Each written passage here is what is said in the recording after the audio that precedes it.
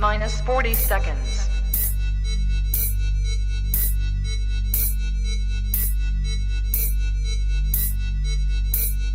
T-minus 30 seconds.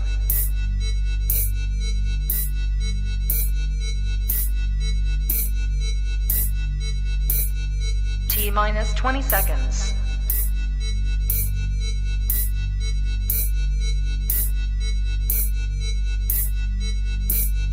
Ten, 9, 8, 7, 6, 5, 4, 3, 2, 1, 0.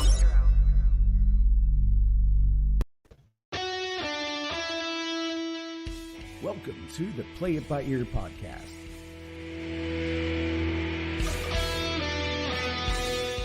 The podcast where the topics may vary because, hey, we play it by ear. And now your hosts, Eric Fiskus, Brady Liming, and Todd Griffin.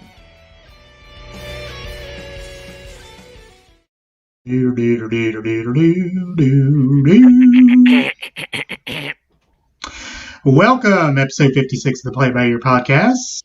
And I hated our software only takes the 30-second clip there, so we had to cut our theme song. I love our theme song. I'm very partial to it. And what is it called? It's in the closing credits, but it's like free music, like free source music or whatever that I came across. But yeah, so we changed our logo. I never want to change our song. I love our song. So let it be said.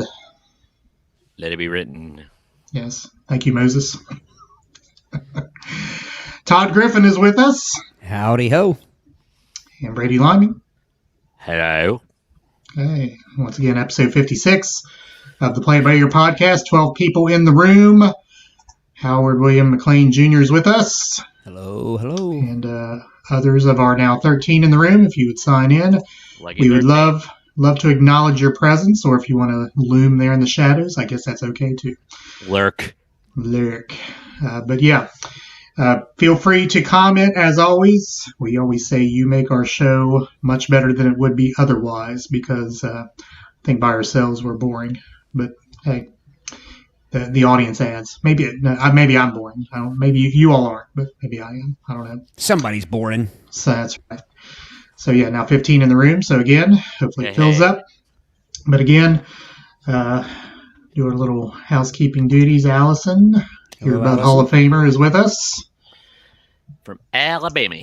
John Whitney, What up? maker of our logo up in the upper right-hand corners. Not corners. Wait a minute. Hello, chaps. Hello. Hello. Good day. Joe Rocky with us. The later start in the warmer months is genius. What she doesn't know is that Brady's actually wearing chaps tonight. Well. Backless. Well, not assless chaps, because all chaps are assless. That is That would imply that I had no anus. yes, but that is one of those, what do they call those? My brain's not working just yet. But people say assless chaps, but all chaps are indeed assless, I believe. I'm not a chap expert. You have no second layer to your chaps. Yes. Yeah. If they Gary weren't, Troutman? they would be pants. This is true. Gary Troutman with us. Welcome, Hello, welcome. Gary. And my mother-in-law is with us. Hello. Hello. Welcome. All right. So housekeeping duties, we'll move right along with those. Visit our website. Brady will help me, and Todd will do the visit. I did the visit our website. Our website, www.playitbyearpodcast.com. I've got up to Play It By Ear. Yeah. Actually, you don't even have the whole. You have because you have half the P, right? Not the other half. Podcast.com. And you can find loads of information on our show. You can find our audio, our video, register for our email registry. I have not put out a newsletter in a while. My time has been short, so I hope to get another newsletter out post haste. It is that time of year. Godspeed. It is. Yes. So if you want to get those, again, register, and we'll give you some looks at our website here later in the other segment breaks. John says double negative. Double negative. Yeah, that's what I was thinking of. Or an oxymoron. Is it? Well, in other words, Gary says you sound positive. So there you go. There's your double negative. Nice. All right. So if you have not been with us before, I don't know if You're any of the in 16, for a treat. Exactly. If any of the 16 is new, but if you are, we all come to the table with a topic. We have not discussed the topic prior to our discussion here on the show. So it is, as we like to say, organic. So whatever comes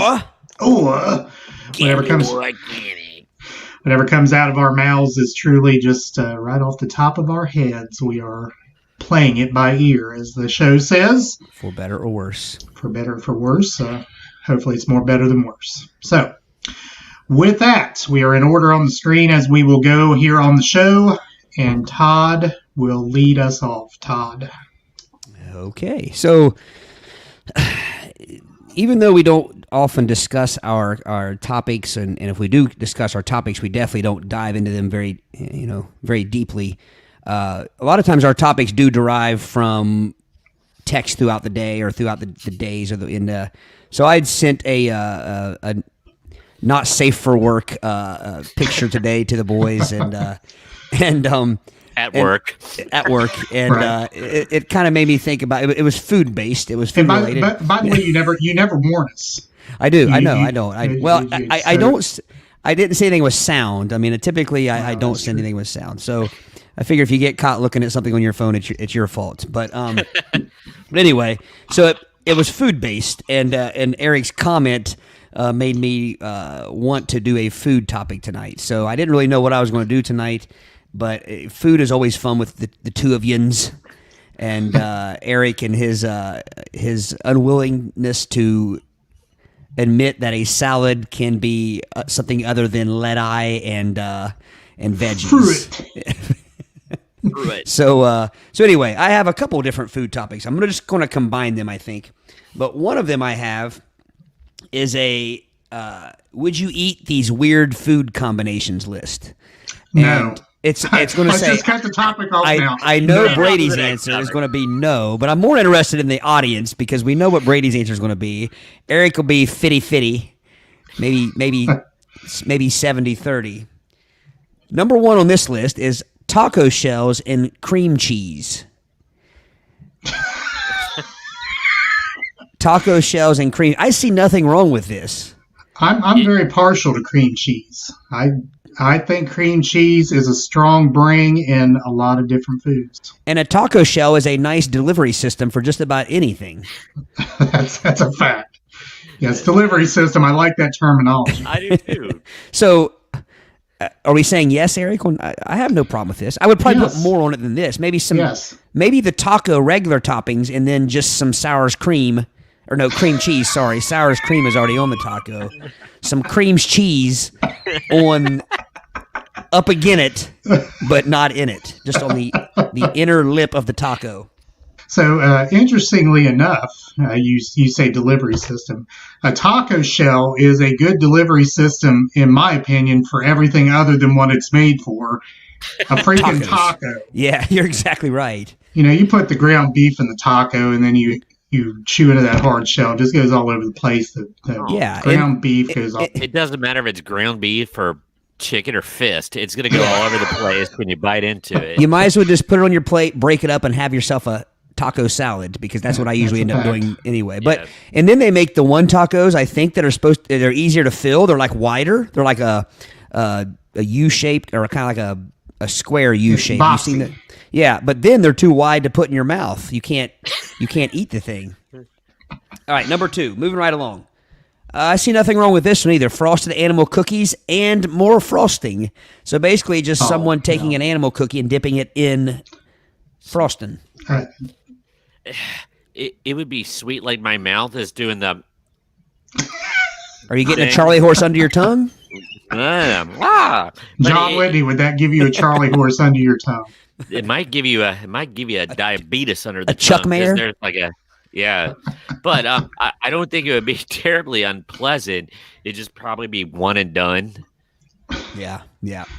So here's my theory on frosting. I think the entire purpose of cake is to hold up the frosting. Yeah. I could slather the frosting off and eat that and just leave the cake. Yeah. I mean, I like cake too, but you're right. Frosting without cake is fine, but cake without frosting is sad. It's just a sad dessert. I'm the guy that wants to just have a plate full of cupcakes and just lick the frosting off them to put the cupcake back. He's the type of guy who thinks icing is delicious. Yes, I am. Number 3, pizza sauce, pizza and applesauce. Ooh, now. This person says my boss puts applesauce on his pizza, slaps them together, and eats it like a sandwich. That's gross. There's that mental illness. But Brady, if out of all of us, I could see you agreeing to that because you like your pineapple on pizza. I do like my pineapples on it. Yeah. That's about the only time you go out of your lane in food with the pineapple. Well, see, and my food quirks are widely acknowledged and self-acknowledged, but I do eat from a wide palette of foods. All of them are just plain. Well, not necessarily. You can't get like chicken tikka masala plain. Because then it's like the Indian food. Like there's somewhat exotics on there, but once again, I like those foods to sing for themselves. They don't need the choir of condiments. And but that being said, applesauce flung on I'm just gonna take your standard Pizza Hut Miat Lovers pizza. The thought of putting applesauce on that is usually what would occur if I'd eaten applesauce for lunch, eaten a Meat Lovers pizza, and then came down with cholera. And what would come up would be that. So no, absolutely not. Yeah, the picture looks like a baby sneezed baby food all over a slice of pizza. That's what the picture looks like. Anybody that's ever fed a baby baby food, what that's. They sneeze and it comes out of their nose, and that's pretty much what it looks like. Number 4. All right, do we want to get some audience comment in here? I'll do number 4 and then got it. Break it. Ramen noodles and Kraft ramen and Kraft mac and cheese powder. I see nothing wrong with that. That sounds good. That's solid. That's solid. Yeah. You say ramen, I say ramen. They're not Roman. Roman. The whole thing off. They're not Roman though. Some people call them Roman noodles. Not Roman. Yeah, I see nothing wrong with. Cheese is important to me. And I'm fond of it. And if it takes it being in a powder form to pepper my ramen noodle goodness, then I'm all for it.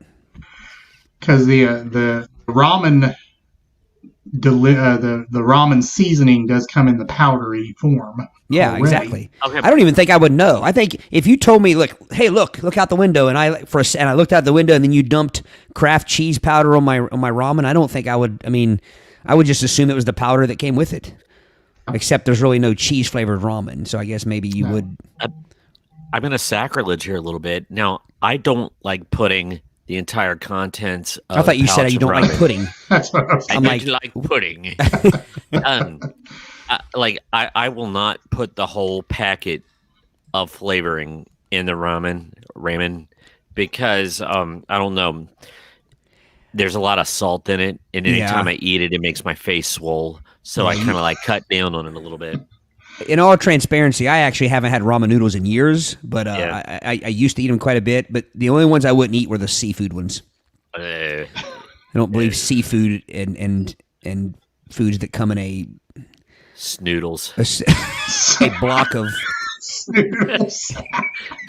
Broodles, a brick of noodles. So Brady, yes, the ramen noodles and the powdery substance give you moon face? They do. Like I've been taking the steroids. I mean, I always crack up if I eat if I eat Chinese on a summer day, it cracks me up because about 6 hours later, I look pie face. What's So like up? the From the beginning of neck a up, he poem. looks like a Macy's Day float, just like Yeah, there's a tether on my navel, and they're floating me down Indian Drive. It's like that time I got stung between the eyes by the hornet. You remember that?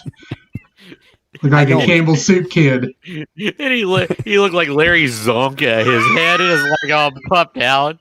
Oh. I noticed. I don't notice. I mean, a lot of swelling, but I notice I'm a little puffy after Chinese. That can't be healthy. That has to be a sign of some sort of illness. But of course, then you're hungry an hour later, and Right. Yeah, puffiness be damned, you're ready to eat it all again. comes out in the end. Chinese food on a summer day sounds like the beginning of a poem. I truly sweat Boom. out Hunan garlic chicken one time when I was push mowing. I ate it for lunch, Oh, and I went God. mowing, and I swat it out. Bet your neighbors smelt you. Mosquitoes didn't touch me. Yuck. All right. So Allison says sure to the taco shell and the cream cheese, and Jerry says add some chives to that, and he's in. Chives. Hello, Jerry. Great. Gary says just about any flavored chip and sour cream is good. Just inverted. Dip. Yeah, good point. Indeed. Howard also says it sounds good like a dip or cream cheese taco salad. And again, cream cheese with anything really is. Yeah. Cream cheese is a very, very flexible food. I mean, it can be in something that is considered an entree. It can be in a dessert. It can be, It can be an appetizer. yeah. Maybe just on a piece of toast. A piece of toast. toast. It's a utility item. And I tell you what's really good. You take some cream cheese, just take a block of cream cheese, sling it on a plate, and there's all types of different sauces, pepper jellies and things, and just dump it on top of that, and you got a nice dip.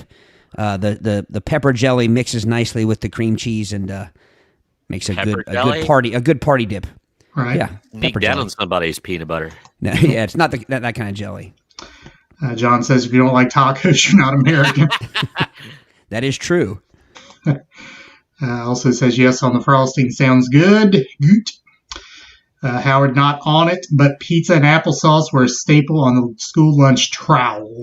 Once again, up again it, But not Not in it. but not in it. Miss Wilson, only if the applesauce is ranch flavored. Indeed. John, Gary taking notes for future menu items in the coffee shop. There you go. We want something named after Gary. We want something named after us. We should talk about that. A drink named after the podcast. Allison, the ramen with the mac and cheese sauce is a big Korean meal. Did not know that. Really? I didn't know. John says he would craft the noodle. Craft the noodle. Crap the noodle on the left hand side. Gourmet ramen. That's an oxymoron. Gourmet ramen. Indeed. Well, no. Have you ever been to one of those noodle? Shoot, there was one by Kings Island on Fields Erdel, and it was I think it was called Nothing But Noodles, Field and it was Erdels. like gourmet noodle. It was really good. Well, I mean, that's the whole idea with the Senate. I mean, like there used to be the Senate restaurant.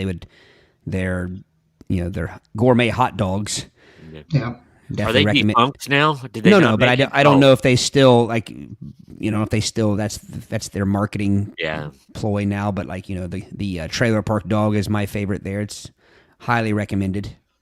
Well, there are several noodle companies or something called something like that. They're a chain, but they have all kinds of noodle-based delicacies. Yeah. If you're into Well, that. now that I've mentioned the Trailer Park Dog, I should probably go ahead and push it a little further. And if anyone's listening who knows the people that own the Senate, maybe they could help us out a little bit. But the Trailer Park Dog is an all-beef frank, huge frank, wrapped in bacon, Yes. topped with slaw. And it's a tacky slaw. It's not a runny, wet slaw. It's a tacky. Wow. It's very glue-like. Topped with a tacky slaw. Oh, it's got cheese on it too. American cheese. I think American course cheese, it maybe does. cheddar. And shredded. You gotta do this. Shredded Grippo, barbecue Grippo chips Nice. on I believe a brioche bun. Square table degenerates, Joey, sir. Play it by ear, white macadamia nut Raymond tea. That is excellent. Yes. You see that, Gary, right there. There we go. I'm in it. I like it. I'm in it. I'm up against it and in it. Indeed. Number 5. Interesting marketing poster. Got a damn gnat flying around in here. As opposed to a not so good one. Number 5, mac and cheese, hot dogs, and ketchup. That's not even weird. That's every child. That's a staple for children. So all together in the same bowl. Yeah. I'm going to skip past that one pretty quick. There's no sense even discussing that. I was going to say mac and cheese is fine. The ketchup, can't. See, I like ketchup on my noodles anyway. 6, ice cream and flaming hot Cheetos. No, I'm not going to do that. God. No. I don't even like flaming hot Cheetos by themselves, so I don't need to desecrate my ice cream. We referenced this in like one of the earlier episodes, but my friend from Mexico, when I visited her, she had like one of her favorites was this sorbet. It was local, but it was red colored like cherry, but it wasn't cherry. It was chili peppered sorbet. So it was freezing cold, but hot at the same time. It was totally confusing to your tongue because it was sweet, hot, cold. It was a mind warp. Yeah, that seems weird. Yeah. So Gary says on it. Yes. Nice. Thank you, Joey. Thank you for the input. By the way, Joey says ice cream is amazing with really hot wings. So like wings on top of the ice cream? Is that, or are you saying like a bite of the wing and the bite of the ice cream? Or how is that? What's the delivery system, as Todd says, for that? I'm interested to know, do you still have the ice cream in your mouth when you bite the wing, or do you still have the wing in your mouth, or like the wing meat in your mouth when you take a bite of the ice cream? See, I imagine him having a wing in his hand. Yeah, that's what I'm imagining, like a wing dipping into like a baseball helmet full of ice cream. He says just on the side to cool it down. Number 7 on this list, peanut butter and cheese. So this the picture here is just a peanut butter sandwich with a slice of cheese on it. Okay, so I turn my nose up at that. Yet you have the cheese crackers with the peanut butter, which are outstanding. Yeah, that's true. I've always wondered why I like those, because the thought of cheese but it's cracker. You know, it's not just a slice of cheese I wouldn't take a string cheese and dip it in peanut butter. I don't think. Yeah. But I know on another list, I'm combining a couple lists here. There is, I think we talked about this a while back. Something I know is getting popular at places is a peanut butter on a burger. And I can only assume that the burgers have cheese on them. So maybe it's better than, I want to try it sometime. I know all three of ours, they like, he and his wife like peanut butter on their burgers.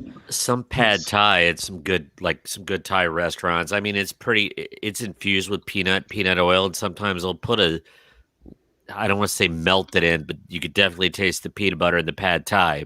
Yeah, I think peanut butter, is it peanut butter chicken or something at some Asian restaurant? I mean, my wife made a dish just last week with peanut butter. It was like a Chinese dish with peanut butter and chicken, and supposed to have shrimp, but she put chicken in it, said, because we would eat shrimp. But and actually, she made it without the peanut butter for herself, and said the peanut butter was a necessary ingredient. Maybe we're not giving peanut butter enough. I didn't dislike it. Yeah. Yeah. Here's one for you, Eric. Number 8, cake and a lot of milk. And what they mean by this person put a picture and says, my roommate takes entire slices of pie or cake and will drown them in milk. In the picture, it's almost like it's a bowl of cereal, but instead of cereal chunks in it, it's cake chunks. This be milk. Yes. And what I wonder... You beat me to it. Mint. Eric, no, if this had lots of icing, lots of frosting on the cake, would you be okay with it? The milk kills it. But you don't like milk, do you? No. See, the frosting would protect. It makes me vomit. But the frosting would protect the cake. You know what I mean? Like the cake. The frosting could run interference for the cake. Yeah, like milk guard. I don't know. It could run interference against the milk. And I really wonder, Brady, if you were to eat this, would you use a fork or a spoon? Fork. So just like any cereal, just like Don't be any bowl of trifling. cereal. Don't be trifling. Yeah. Someone else that I talked to not too long ago also eats cereal with a fork. And I can't remember who it was. But it wasn't for the same reason that you did. The only cereal I could see eating with a fork that makes sense to me is, and I'm not talking like the Frosted Mini Wheats. I'm talking before they were mini, when it was just like 3 or 4 giant mini cute, like a giant Bales of frosted. hay. Yeah, I could see that because Round once it lays down and coats your bowl in milk, you almost need a pitchfork to bail it up into your mouth trough. Straw hat. Yeah. All right. Let's see. We got some audience comments here. Joey says, yes, if you eat wings, then you neutralize it with the ice cream. So that's the idea. Miss Wilson, flaming hot chips and a milk product would calm down the flame. So it seems like the people that are saying that it's more out of a necessity than a delicacy, more out of a necessity than a Like a good preventative taste. measure Yeah.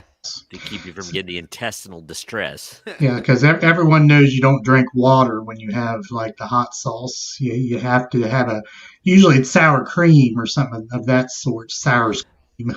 Which is something I never understand. I don't understand if people like spicy things, fine. I like some things spicy, some things not. But I don't understand the idea of eating a wing that from the time it touches the tip of your tongue, you can no longer taste anything whatsoever. I don't understand that. It's a feel, not a taste. I mean, yeah. So Joey says, Todd, say peanut butter and cheese again. It sounded funny for some reason. Did I say it wrong? Peanut butter and cheese. Peanut butter and cheese. Peanut butter and cheese. Peanut butter and cheese. PB&T. Ranger Dave. Right. Howard says peanut butter and cheese is one of his favorites. Really? And Howard also says his folks used to put sweet cornbreads Sweet cornbreads. in a glass of milk and eat it with a spoon. My You know, dad would make bread and milk. Howard, say his grandpa used to. I always thought it was weird, but maybe it's a generational thing. It's I like think it is. sweet Like a breads, Great Depression sort of thing, I think. sweet breads and milk. How about fries and milkshake? Milkshake.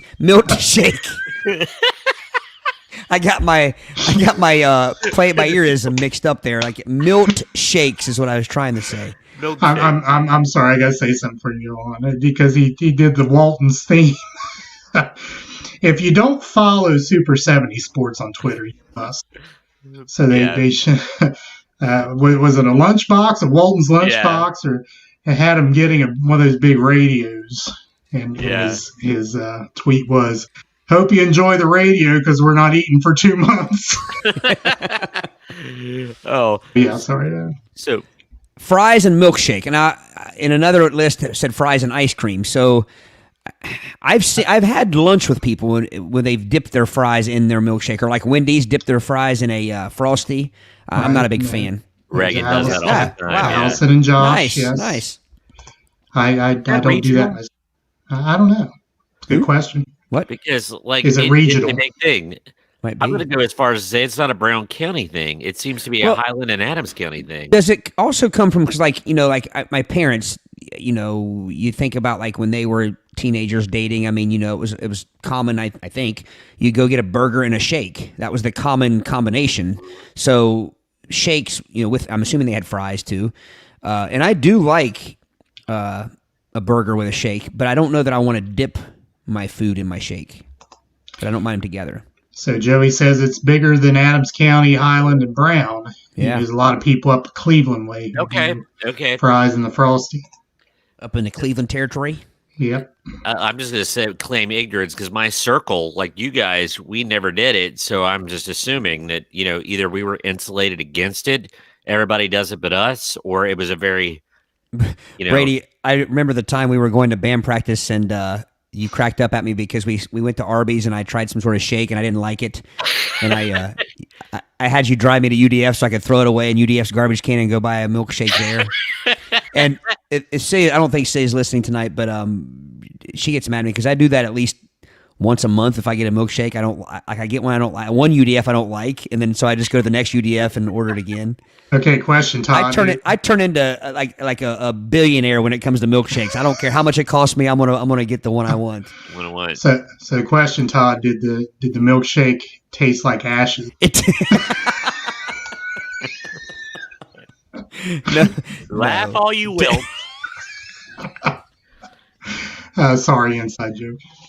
I think, didn't we share that on one of the earlier episodes? I believe Brady we did, and his actually. taste like ashes. Milkshake. I think what Brady, I wasn't there. I've heard the story from you and Doug and from the boys for years, but I think that it was burned because I have gotten something with the hot fudge is burned, and it does taste like, I guess ashes or something like that. So I'm guessing you got a. Can I do it? I haven't got to do it for a while. Go ahead. Please come to Boston for the milkshake. Okay. All right, now batten down the hatches, ladies and gentlemen. Batten down the hatches because Brady and Eric are about to go off. Number 10, apple pie and cheddar cheese. No, I knew where you were going when you said apple pie. No. Brought to you by Mousy Tongue, Joseph Stalin, and Pol Pot. Not American. Pot. I've never tried it. I'm not going to knock it. I like butter on my pie. I like a warm piece of apple pie with some melted butters on top. Warm butter.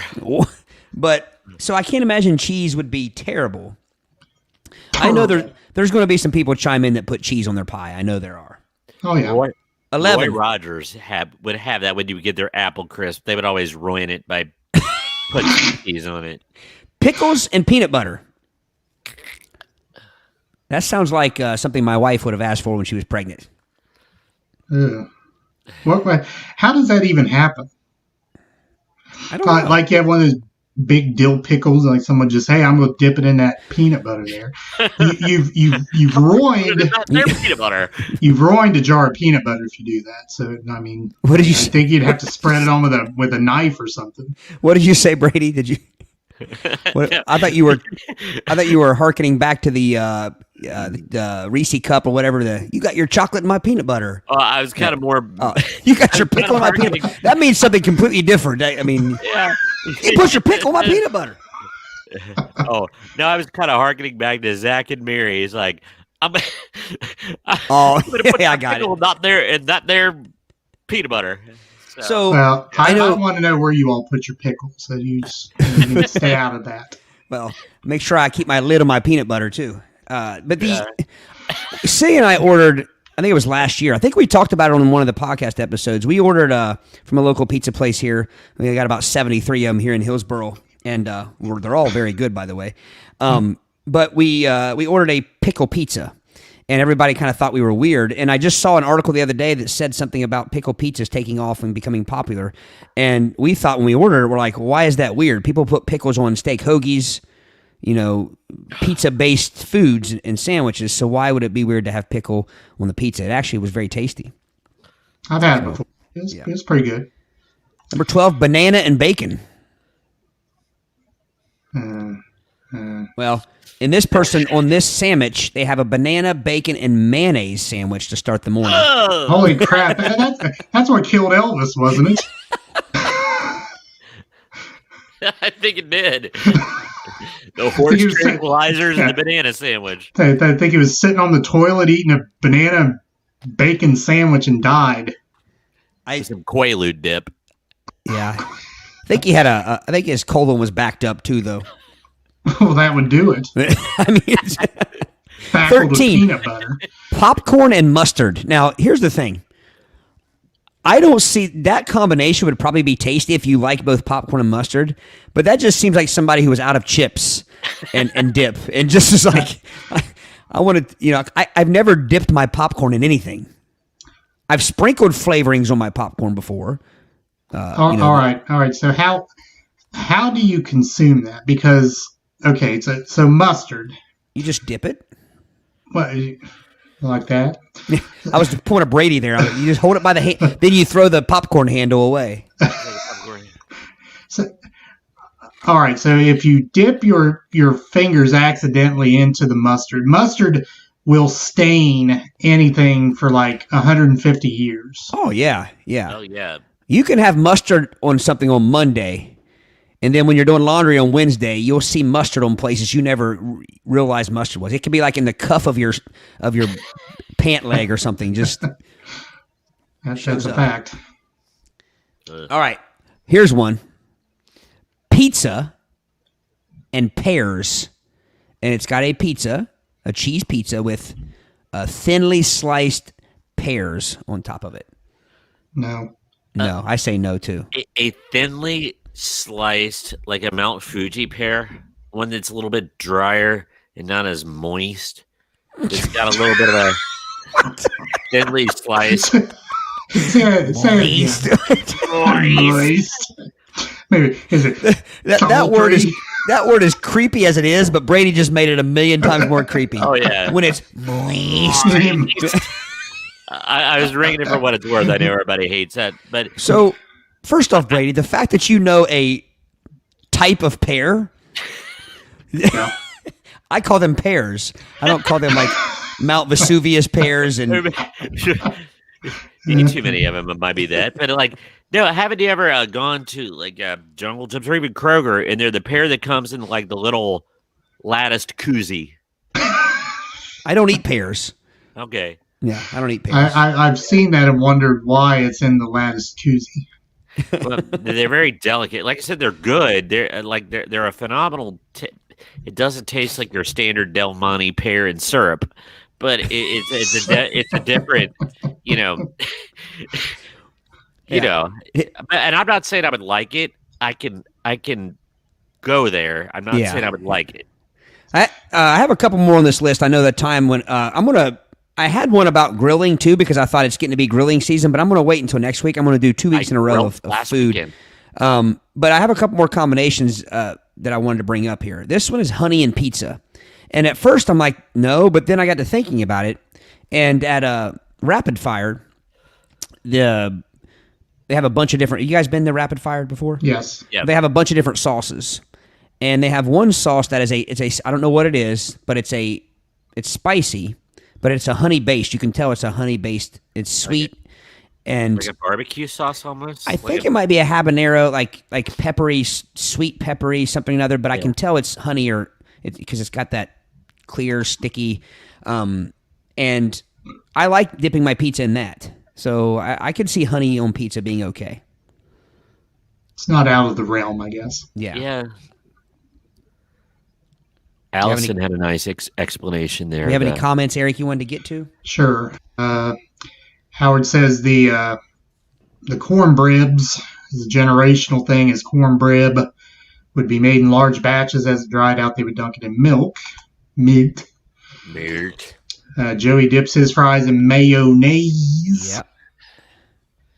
Miss Wilson, my brother spilled his full cup of milk on my mom's bribs, and she picked it up and threw it in his face. a lot of angst in the family there. I guess imagine it's understandable though. You got it would make. Yeah, I don't like when my bread gets moist. I don't like when I spill things in my bread. Say it, Brady. When your bread gets moist. Howard, apple pie and cheese is a southern thing, served a lot in Kentucky. Also says pickles and peanut butter. Sounds like a bad 70s sitcom a la Holmes and Yo-Yo. Or Shields and Darnell. Shields and Yarnell. Yarnell. Yarnell.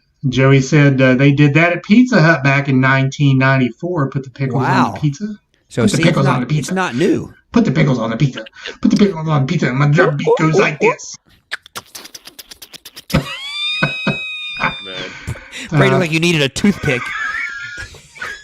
Where I was trying to get a bacon bit out of your teeth. Gary says anything with bacon is good.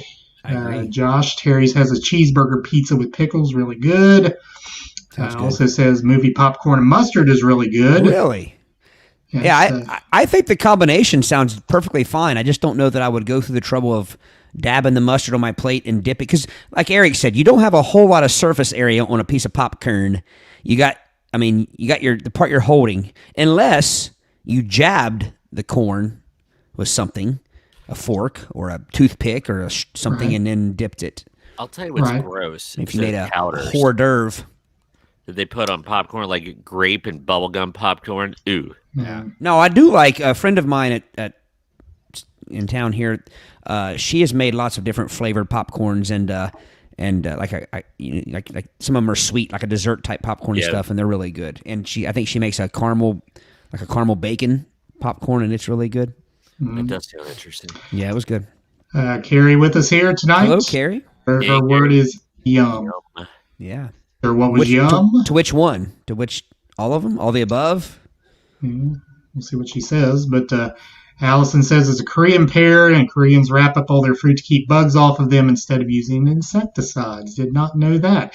Allison coming strong with the minutia today. Yes. Josh, get the nacho cheese, one word, and chip container at the movie theater, but put popcorn where the chips go and mustard where the cheese spot. Nice. There we go. And he also says college cheese and honey is amazing. Oh, Now I like college cheese and slaw up again it, in it, on top of it, a drop of it on top of it. What about college cheese and pineapples? No. I don't like college cheese on my maters either. I like college cheese anywhere, especially curdled in the milk jug. That's Yeah, what it is. Here's what I do. I put my college cheese first, and then I put the slaw on top of the college. No, I take that back. Wow. Yes. Yeah, the slaw on top of the college cheese. It doesn't matter either way, but I like the slaw juice to run down in betwixt the college cheese. Brady's about to go apoplectic. they're just nauseous. So you don't like just- slaw or college cheese, Brady? Ooh, no, it's white. Slough is off-white, so I do like mustard flavored pretzels. There's another Yes. brand. Snyder's has a mustard Yes. a mustard pretzel. Pretzel pieces. yeah. Miss Wilson, one of her friends dipped her potato chips in mustard. Yeah, I like dipping chips in ketchup. It also says college cheese and apple butter. I like apple butter. Got us Gary one. says Is it ambulance going by somewhere? ambulance. Gary Gary, says large curd or small curd. I'm not curd picky. I don't mind. I typically prefer a larger curd. Is there a medium curd? The small curd. How does one judge the size of a curd? Is there a No certain way. measurement? Well, the larger curd is more. The smaller curd is more dense. It's a more dense spoonful of college cheese, to where the larger curd has a little more breathing room, which works better with coleslaw because the juice has more paths to flow in which to flow. Don says I'm with Brady. College cheese, and I guess she meant coleslaw there. Said Coke slaw. Coke slaw. That's a whole different thing. That's Colombian. Yeah, if you dip your That's sort of Miami Vice restaurants. Right. so Dale with us. Dale. hey Dale. First time we've seen Dale here. Welcome. Large curd. Go big or go home. Says Dale. I talked to Dale at Fireside at Eastgate one day. The last time I spoke to Dale. Gary's very particular about the size of his curds and balls. Now, Gary, I do have an opinion about this. I like a smaller cut slaw, moist, and more sweet than sour. I like more sweet than sour. What I don't like are the big slaws where it's basically just like eating arid cabbage. There's this. It's just like a cabbage, a bowl of rabbit food. I like it wet. I like it.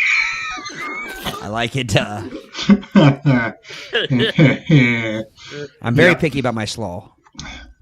And again, we have the opinion, I believe, across the board on this show, except for Brady, who doesn't like it at all. Slaw is either horrible or outstanding. There's really no in between. I've never been so sad than when I was. Well, I probably have, but that's not as dramatic. I went to Chick-fil-A one time, and I was trying to eat healthier at the time, and I still try to eat somewhat healthy sometimes. And I went to I thought, well, I'll get coleslaw instead of fries. And at the time, I I looked at the calorie count, and the coleslaw had like twice the amount of calories that the fries had. So coleslaw is not a healthy option, at least the way I like it. Indeed. Here's an interesting one. It says Coca-Cola and chicken, which doesn't seem strange to me because if you're drinking Coca-Cola with any product or any food, but I'm wondering if they mean somehow dipping your chicken in Coca-Cola or frying your chicken in Coca-Cola. I don't know. I don't know either. But I was always told that Coca-Cola could clean the rust off your tools. So I would think if you fried chicken with Coca-Cola, that it would just be a bone, no meat on it at all, just a sheened, just a sheened bone, a shorned, well-shorned bone. Gary feels enlightened, Todd, by your explanations. Gary, do you agree, disagree? Do you prefer a smaller cut slaw, a large cut slaw? What about your college cheese? Do you like it big curd, small curd, medium curd? Who has to sort the curds? And like, do you think there's one poor sap that has to like, that's a big one in that bucket, small one in that bucket, and they have to separate the curds? Yeah, I also think it depends on the purpose of the slaw. No way. It depends on the purpose of the slaw. If the slaw is to be in a bowl with college cheese mixed in it, it can be smaller and more damp. But if it's going to be on your hot dog at the Senate restaurant, it needs to be tackier, which means it needs to be bigger and have a little more, dryness to it. This is another one of those conversations. If people come in the middle of it and you're talking about what you're talking about, it's like, what is that? So Gary likes the sweet and wet part, but not the small part. So I'm half with you, Gary. And I don't mind a large cut as long as it's the other part too, but nothing worse than a dry, unsweetened, large cut slaw. I'm sorry if I offended anyone out there that makes their slaw that way. Joe says small curd, college cheese all the way. There you go. Gary says slaw with carrots. Yeah, I like carrots. I like some slivers in my slaw. Some slaw slivers. Never tried it with college cheese. Not likely to. You should try it. They go hand in hand. They go together. I mean, it's just. Howard William, never thought I would hear one guy ask another guy, what's the size of your curd? You hear a lot of things on this show. Yes. And John says, KFC slaw, y'all. They don't have a bad slaw. They do have they have a strong slaw.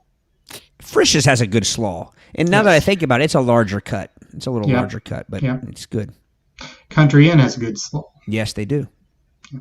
It's a smaller cut, isn't it? The Country Inn is a smaller cut. Yes, it is. All right. Have we exhausted all that? I believe so. All right. Thank you very much. Memberships support our work on the podcast. For more information, go to playbyyourpodcast.com/supports at our website. And like I said, I was going to share the website. I should have this ready because I know I'm going to do it. But here we go. Share screen, Chrome tab, and there is the web page. So if you look in the middle there, of course, you see Jack Nicholson saying you can't handle the truth from our last episode. But right there in the middle of the menu there, you see membership/support. And you can go to that page, and you can see where we have our crowdsourcing platform called Buy Me a Coffee.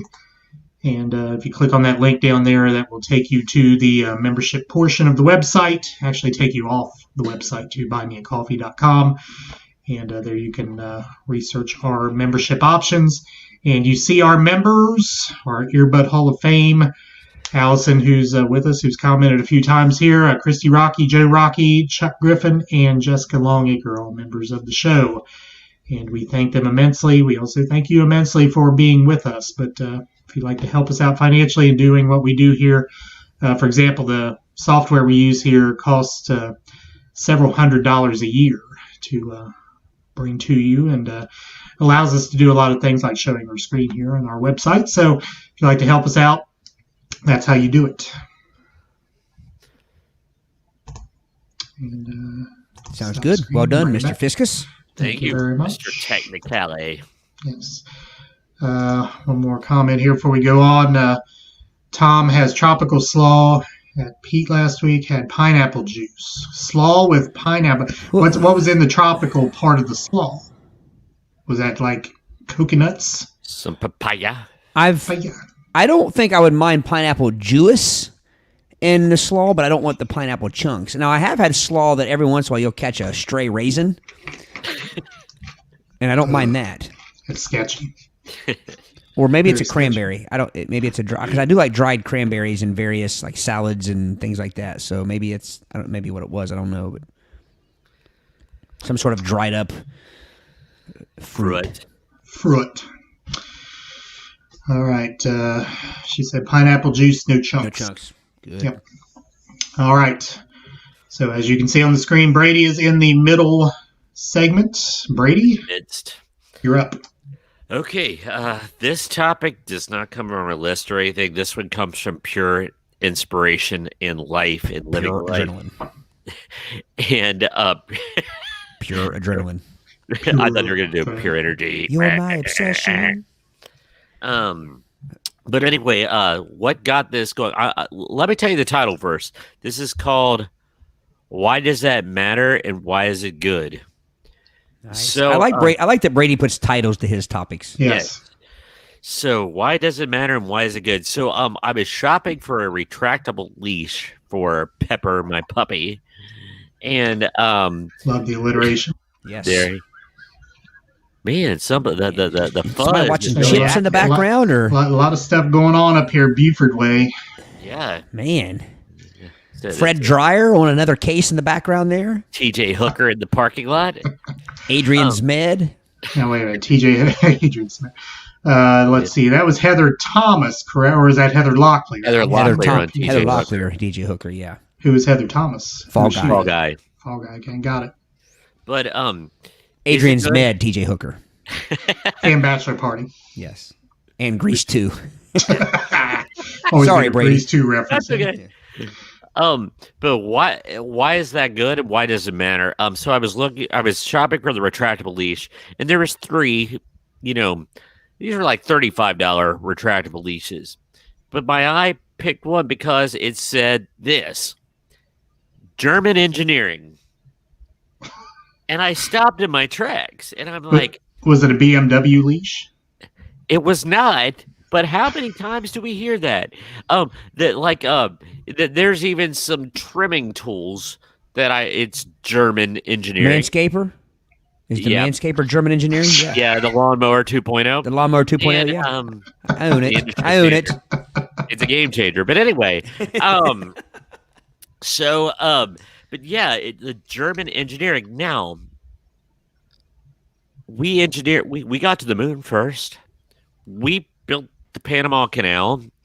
So why German engineering? Is it because of Mercedes and BMW? There's these guys in white coats and clipboards, the leash snaps with Klaus the German Shepherd. It's like, I am not amused, and they check it. Fix it again. And nine. Back to the drawing board. So Wilhelm, get the dog. But yeah. So Halt. That's all I got. yeah. So why German engineering? Why is that supposed to be good? I mean, for Pete's sake, there's like if it's a plunger, You German watch your mouth there, engineering- Brady. Yeah. He's getting crazy. What did I say? For Pete's sake. Oh. Pete's sake. Keep it TV 14. Confound it. And but yeah, why German engineering? Why is that such a selling point?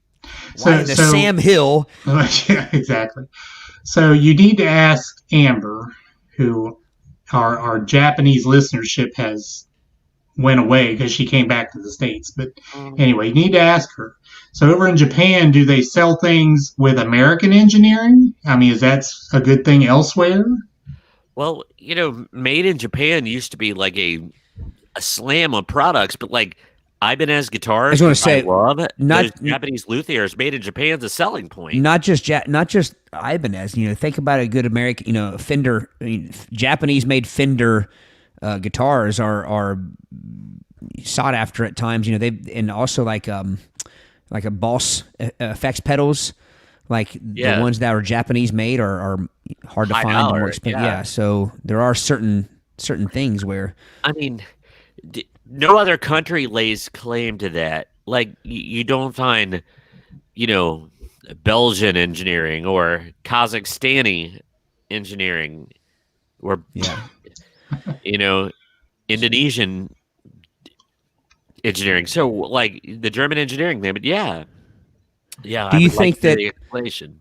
I mean, do you think it's some sort of contractual, like a contract issue where like that has to be promoted for a product that was, I think it's part of the negotiation. Like you must say German engineering when you're promoting this product. Well, just that. Well, it's kind of the same thing. Think about when you watch Toy Story. It's Italian. I've never seen Toy Story. Yeah, nor have I. Christmas Story. Sorry, like it's Italian, like or Right, rich Corinthian leather. Yeah. So here's the next question. So German engineering does not necessarily imply that the entire product was made in Germany. They just took the engineering ideas from Germany and put it in this product. See, my mind's eye still goes back to the white coats and the German accents and a lot of "Grandfather, it is not working," that kind of thing. That's just me, but it's very visual. That's a good point, Eric. Maybe it's a deal where if it was engineered in Germany, but then, like you said, the manufacturing didn't happen there and things, maybe that's their way of getting their piece of the pie, or they're making sure that they are, acknowledged. Acknowledged. Yeah, good word. All right. Let's see. Did anybody else have any comments? Looks like Dale has a good explanation there. Says Germans have been long known for superior tooling and metalworking. Not sure they were known for leashes. Guess the marketers were having a rough day. Nice. Well, you know what? That makes sense because the retractable leash, the stopping mechanism and the locking mechanism would be the metal and the tooling. So that's probably it. Right. For like Swiss watches. John says Japan, Germany, and USA are all considered quality. Howard says every time I think of German engineering, I think of the Volkswagen Thing. Not a great vehicle at all. Ms. Wilson says, so you're saying made in China doesn't imply a quality. Well, I think it implies a quality, not necessarily quality. Well, and Brady will speak on this too. Like, going back to Fender, an American Strat, a Japanese-made Fender, no Fenders are made in China, I don't believe, but there's some made in Mexico. Indonesia is a big luthier place anymore in Mexico. Mexico, and they're known as lesser than guitars as far as in the realm of guitar making. Gary says it was a BMW walking leash. There we go. John showing a bit of, I don't know, you call it xenophobia. I won't buy anything that has an English accent spokesperson. So you don't do your investments with Smith Barney? You mean one of the old yeah. One more thing. Miss Wilson, my love of alliteration forced me to always say Pepper Parker's full name every time I called on her. Yeah, the Mrs. Wilson, you'd be very sad to hear how few fourth graders these days know the Peter Piper picked a peck of pickled peppers. They look at me like I've absolutely lost my mind when I say that to them. So it's so that ties back into our last segment. Would you eat a peck of pickled peppers? Well, I don't know. What about a peck of pickled peppers with peanut butter present? A pack of pickled peppers presented peanut butterly. I like that word. That's an ism now. So one more thing from Dawn. You've never seen Toy Story? That is awesome. I have never seen Toy Story. I don't know that I've ever seen The Lion King. I know there's a couple popular. I didn't get into Yeah, I didn't get into that whole because that was all around the same time, right? The whole was that early '90s. Toy Story Early came out when 90s. I was little. Like I think, No. No. yeah, I with know- Richard Pryor and No, you're Richard thinking No, of. you're thinking of the toy. You're thinking, Oh, my bad. Yeah, my bad. My bad. yeah, we're talking about with Tim Allen. Was Tim Allen? Is Yeah, he a yeah, voice in yeah, that? yeah. Tom Hanks. Yep. Yeah. Yeah. See, I know things about it. I just have never seen it. I'm sure it's great. So, are you ready for the next one here? Why is it good and why does it matter? Indeed. Anything involving crystals. Gum that has flavor Crystals. crystals.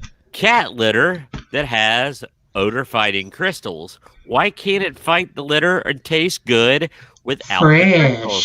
Fresh. Exactly. Fresh. So that crystal gets I took under the its crystals cloud. and I stretched them.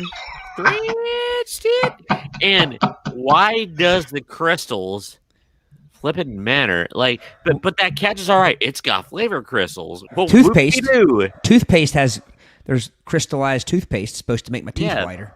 I think it's because it's shiny and catches our eye like jewels that it's supposed. I think flavor crystals, and this is me. And this is just me, kind of like free versing here. I think it really speaks to their lack of respect for the consumers. Like they'll be distracted by this shiny stuff. Put crystals in it. My So you're dog is saying it would upset in be the a- background. She heard us talking about German engineering. Oh, yeah. Ooh. The dachshund is upset. Yes. And Shut it! 9! 9.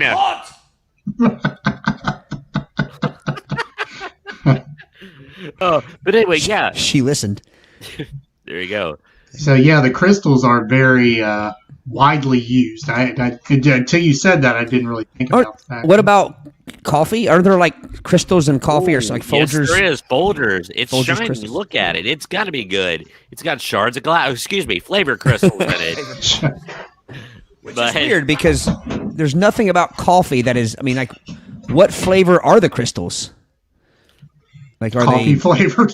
Well, but then they would What? be brown. Then they would just be coffee grounds. They would look like coffee grounds. That's my whole point. There's nothing crystallized about coffee. It is purely in there for aesthetics and to make it sold you. Look at our coffee. It sparkles. Woohoo. Yeah. Yeah, that's true. Sure. It's just one of those things. And, I was going to laugh about the fresh thing, too, with the cat litter box. The cat, do you think it's like, I refuse to poop in that because it doesn't have crystals?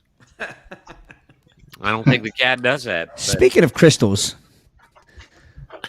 sometimes I think I like crystals better than White Castle. Back to I've never had a crystal burger. The dog has never barked in 50 some episodes, and tonight she's going to go nuts. No, you've never had a crystals? No. They're pretty much like a White Castle with mustard. Oh, and that's why I haven't stopped and eaten it. Yeah. Yeah, not a good thing. By the way, I'll push another sandwich tonight. Currently, White Castle has the 1921 burger. Very tasty. If you don't like White Castle, it tastes nothing like a White Castle. It's the only thing I can think of is maybe it was what the burgers were when White Castle first opened, but it's Yeah. not like the gray square meat patty. It's an actual like meat patty. it's misshapen, like it's actually been on a grill, and it's got tomato and lettuce on it. I mean, it's a good sandwich. So I got a couple comments here, by the way. Howard says Drano was originally sold in crystalline form. Not sure if it was better or not. Folger coffee with crystals was freeze dried, Yes, science. like whatever that means. Miss Wilson, crystals are the small crystalline pieces in the various items, not that it's shining. But well, in the commercials, it always shows it glimmering, so that's why I'm hanging that on him. I like the texture of stuff with crystals in it. I like the texture Yeah. of gum with crystals. I like the little gum that comes in the little mechanism. It has like it's square. The gum Yeah. is square pieces, and they have crystals. And you can Yeah. kind of feel them when you're biting into them. You can feel them cracking on your teeth. Oh yeah, it gives it that extra bit of, like you said, texture when you chew it. But like I said, we're supposed to jump on it immediately. Crystals are Oh, yeah. magical. Okay, triple bond action. Triple bond action. I don't know what it is, but a lot of things have triple bond action or triple this or, double bond, triple bond. It's like, yeah, like, so that's true. Why couldn't it bond well enough with just single bond or double we're bond? gonna triple bond it, and you're gonna like the thing that fights. What is it? Gold bond. It's gold bonded, triple bonded action. So when you put it on your nether regions, it instantly. I thought you were going to say something else. when you slather it on your nether regions. And because it's triple bond action, it's going to which leads me to one of the next thing that's right under this, the triple bond or cooling action. No, I'm going to call them out on that, because if you have to use any product that has cooling action, I'm assuming Preparation H. I'm assuming Jacques Itch medicine. Jacques Castitch.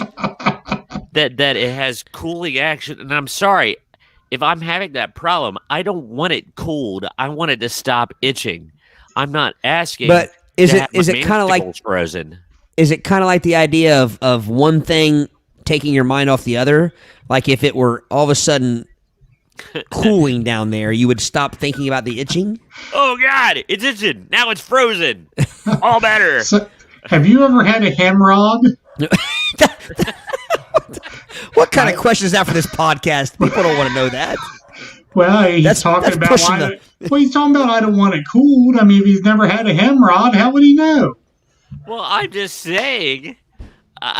You speak of not which you know anything. For some reason, about. hemorrhoid sounds German engineered. Could very well be. From our facility in Hamburg, the hemorrhoid will be cooled. That Gold Bond powder, if you get the menthol kind in the green bottle, don't get that on your nether regions. I can tell you right now. Why? I heard it's bad. So you've heard. So I've heard. Well, like you get a puff of that up your chimney, and then you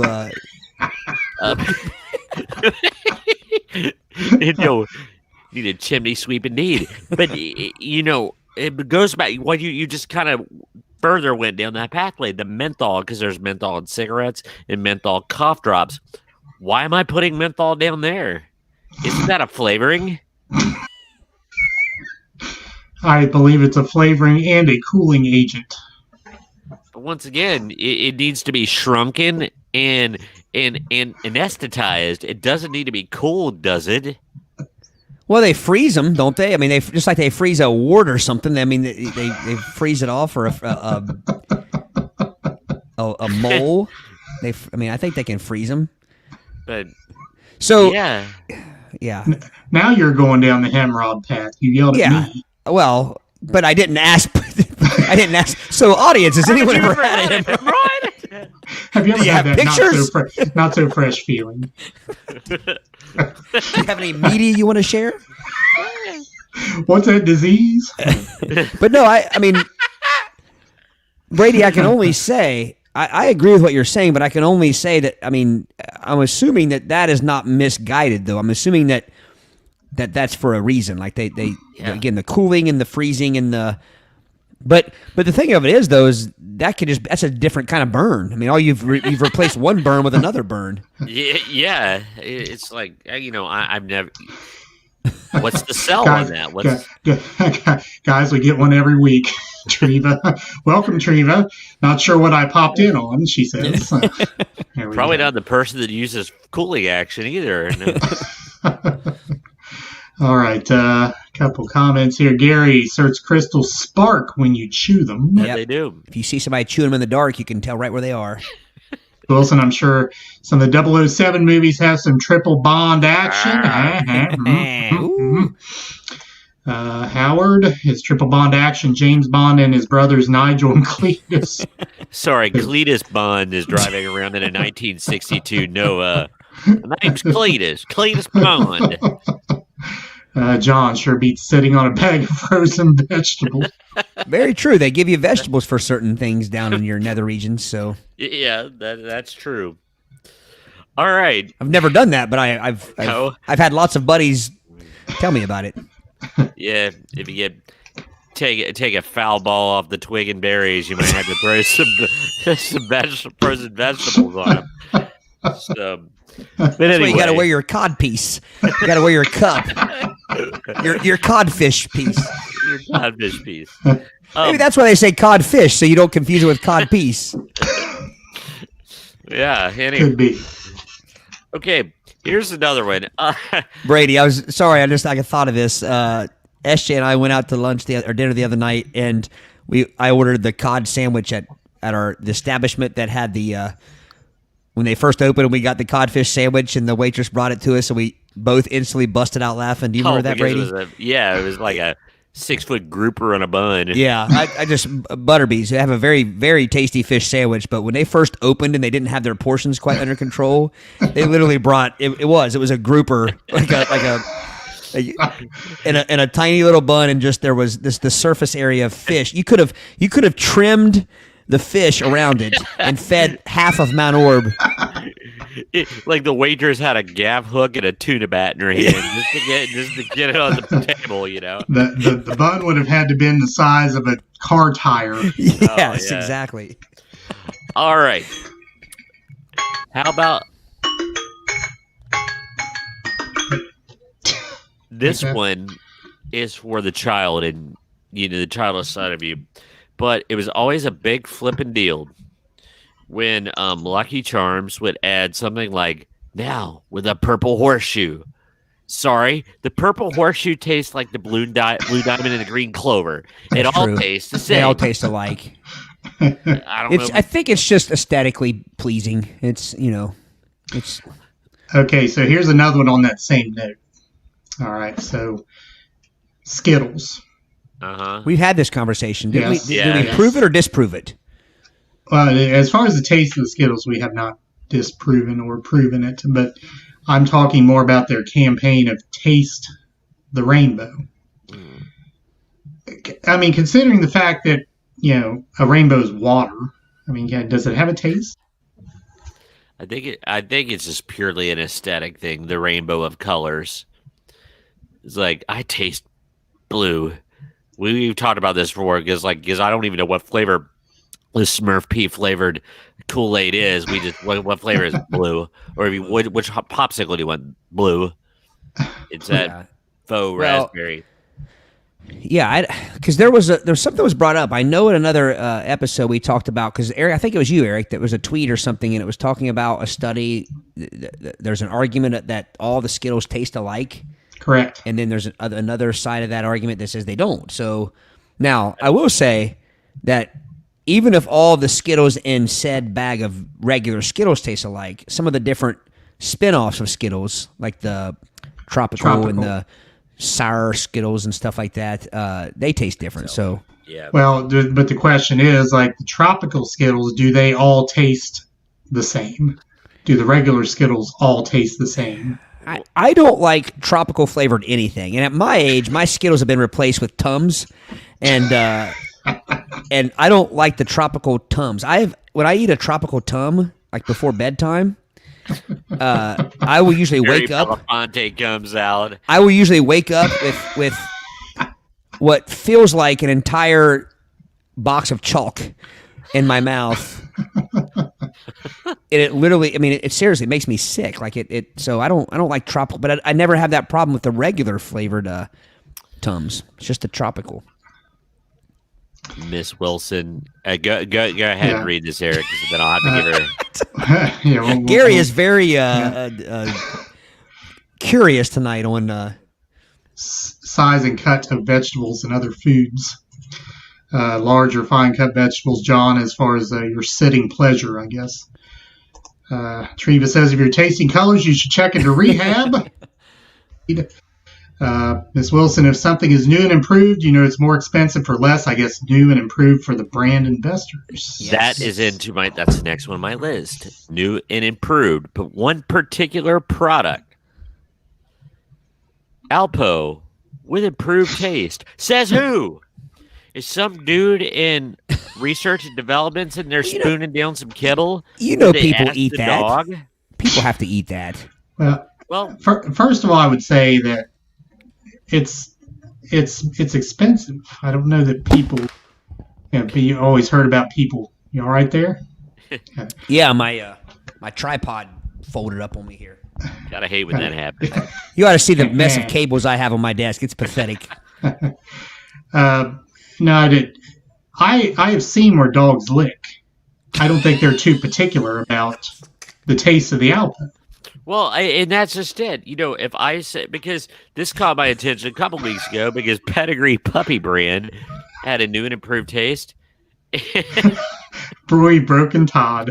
It's been a while. It's been a while. But I've seen where dogs going right when Eric says, "I have seen where dogs lick." He said that with such authority that he's the disciplining my children for that. I've seen where dogs lick, and you, sir, do not want to go there. No, I do not. You are correct. This dog dines on yellow cat poop. It does not care of the taste. You have no idea where dogs lick. I have seen where dogs lick. I, sir. I am the dog lick witness. I've looked that beast in the eye. And it'll curl your hair. Like the poodle when of their eyes roll back like a doll's eyes. But no, I have not put the old style dog food in the new improved in front of Pepper, and her look at me and goes, "Dad, that's better." It doesn't happen. What the heck? They drink out of the turlet. They don't. I would venture to say the worse it smells, the better they like it. Oh yeah. I know it's that way for cats. Good yeah. Lord. The more rancid have we gone on this? Well, this conversation is cracking me up. Well, it's just it's such a selling point with new and improved. The one I loved was the 70s commercials. If you go back and look at those on YouTube, where there'll be a dog and it'll have kibbles and bits and, brand X, and the dog will go running to the correct one. Well, the heck with that, with that slop. I'm going to eat this because you don't see the trainer back there going. Yeah, I think that here's what I think. I am a dog lover. I love. I'm an animal lover. I definitely a dog. I've grown to love my cat, but I think the people that are in charge of that are just trying a little too hard. I don't think you need to improve the flavor of dog food ever. My dog gets dry dog food and water every day, and she is tickled pink every single day to get it. She goes nuts.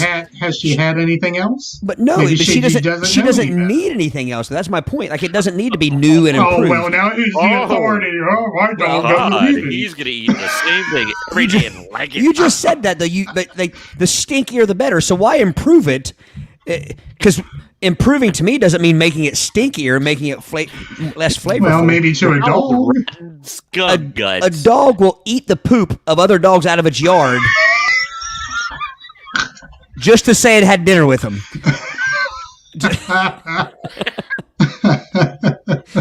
And so I'm just saying, I think that's wasted money. To say we need to for us, so we feel better.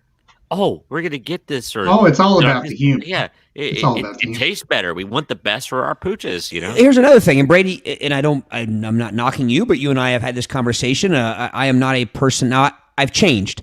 I do buy healthy food for my dogs now. For my dog now, the little bag of the little kennel ration, whatever it was. Was the average life expectancy of a dog? Has it increased with all this expensive ass dog food that we spend more on? I don't know, but I'm paying $18 a bag for Nature's Best with wild caught. I use Nature's. I think that's what I use. But my point is this: I bought into it.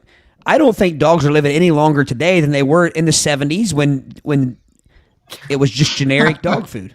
I'd venture to say they're living less. Probably so. Long. Yeah. They're not as tough. Exactly. So speaking of dog food, you remember was it kennel ration? The hockey puck in the foil or the in the clear plastic. Yeah. It came apart, didn't it, though? It didn't stay in puck form. It was more fun to make it. Tell me a dog wasn't tickled to death to get that food. No dogs have ever said, you know what we need? We need something that's a little more heart healthy. and something that's going to be better on our bones because my back's really aching. I mean, they just eat. They just No. I'm not gonna pilfer that leftover cheeseburger from the trash can. Nah, it'll make me dyspeptic. I'm gonna go back and eat my kibble. Oh, Howard, ouch. Ah. Howard says, hey, didn't you guys say you have a new and improved logo? But we didn't say we taste better. True. But anyway, yeah. He got us. He did get us. Hey, we are. We have no retort to that. Yeah, we are hypocritical. We understand. Yeah, That's our job. that's right. Yeah. We're new and improved. There was one of the toilet paper. Was it the one that has the bears? Is like now with new and improved. Like. Because you don't end up with little balls of toilet paper in your bear fur. In my pelt. But does it need to say new and improved? Couldn't they just have gone with one or the other? Because if it says new, I have to assume something's different about it. I have to assume they didn't go backwards. Well, or they could just say improved. If they say improved, I know it has to be new. We put the horse lips back in it. New could be less improved. Well, and I Just would think have to be Ask Bill different. Cosby. sometimes it proves itself to be. Sometimes it proves itself to be less improved. But Yeah. Which, by the way, do they make pudding pops anymore, or is it so synonymous with the evil Bill Cosby that they won't even put them on the shelves anymore? That's a good question. That's a I question. don't know. That's a question for Johnny if he's Yes. still listening, because now Oh. Johnny is a pudding Connoisseur? connoisseur, Aficionado. a snack pack connoisseur. So Johnny, do they still have pudding pops? Pudding pops. Pudding pops? Pudding pops. Alliteration. That's some violent alliteration. Miss Wilson, my husband's grandma wondered how they trained that cat to do the back and forth chow, chow, chow. That's a good That one. is What great. reminds me of the what's the cat, the neutered Scooter Scooter the neutered cat. Yeah, those were great commercials. Not to be confused with Ixter. Right. Have I ever told you about my pilot that was never made? Oh, wow. Concocted in, what was it, chemistry class in high I think school? so. Yeah. Because we know we weren't, learning about chemistry like we should have been. Okay. Let the cat out of the bag. We can't leave him hanging. So I came up with this brilliant TV show idea.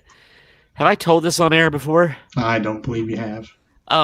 But it is about a dog that was just a typical dog, and it kept on, impregnating the neighbors. So they had a court order to get it neutered. And after they got it neutered, it gained the gift of speech. So it got really salty and sarcastic and would lament his loss of his testicles. And then there would be like a flashback opening, like a cinematic opening to every. And the one was where the dog would be wearing an Indiana Jones hat, and it'd be running from the temple, but instead of one giant ball, there would be two of them rolling down and it would be flashbacks to that. Hang on a minute. What? How big is this dog? It doesn't matter. Now, if it's that dog you were house sitting, I could understand. Right. Scooby Doo. Yeah. So now, Brady, was that before or after the synonymous sea animals of the Santa Monica Pier, whatever the crap you called them? That came after. The aquatic sea mammals of Santa Monica Pier was a different comic strip. By the way, Again, we didn't learn much chemistry in chemistry. Todd's losing it. He's never heard these. But I think I still have the drawings someplace. But oh my gosh! But So Todd, while you were shooting projectiles at the board in chemistry, Brady was coming up with history. TV history. Yeah. I was also writing dirty raps. So, but the name of the one with the neutered dog, the name of the show was We Fixed Him. So, and then there would be the other one was the other cold opening. He was a contestant on Wheel of Fortune, and the dog would spin the wheel. And you know how there was a prize, and the one prize was a new set of testicles, and they would spin the wheel, and he would wake up right before, and he would go bankrupt right before he landed on it. I don't know that I can see people watching a show that is you centered not around watch it? a dog and his testicles. Well, that would just be his lament. And he was very sarcastic, and the family could hear him talk. And you mean sarcastic, like, well, go ahead, have a ball. What do I care? Yeah, exactly. and he would barb them about it. Yeah. So essentially, Brady came up with Brian the dog on Family Guy. Brian. Yes, I have thought that many times, that Brian is actually just an iteration of my original thought. Thank you, Todd McFarlane. Seth MacFarlane. Seth, Yeah.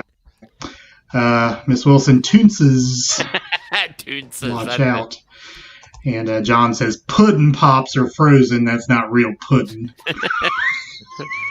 If it That's melts, a toaster pudding. it's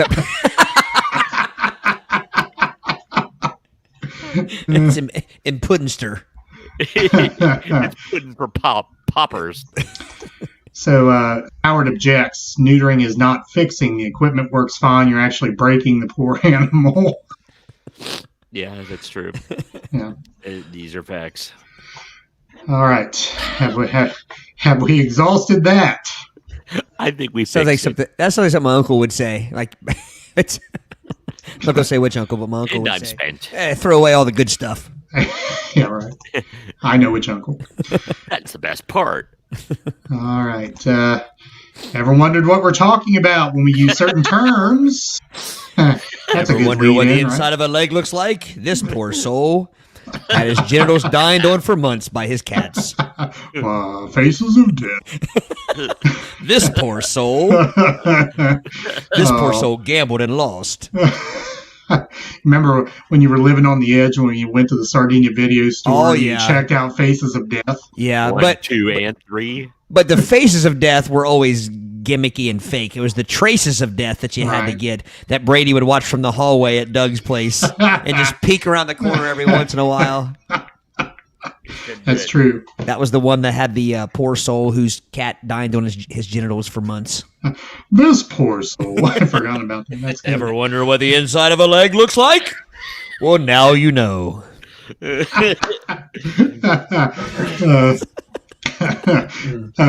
Yeah, that just goes right into our little thing here. Ever wonder what we're talking about when we use certain terms? We need that guy.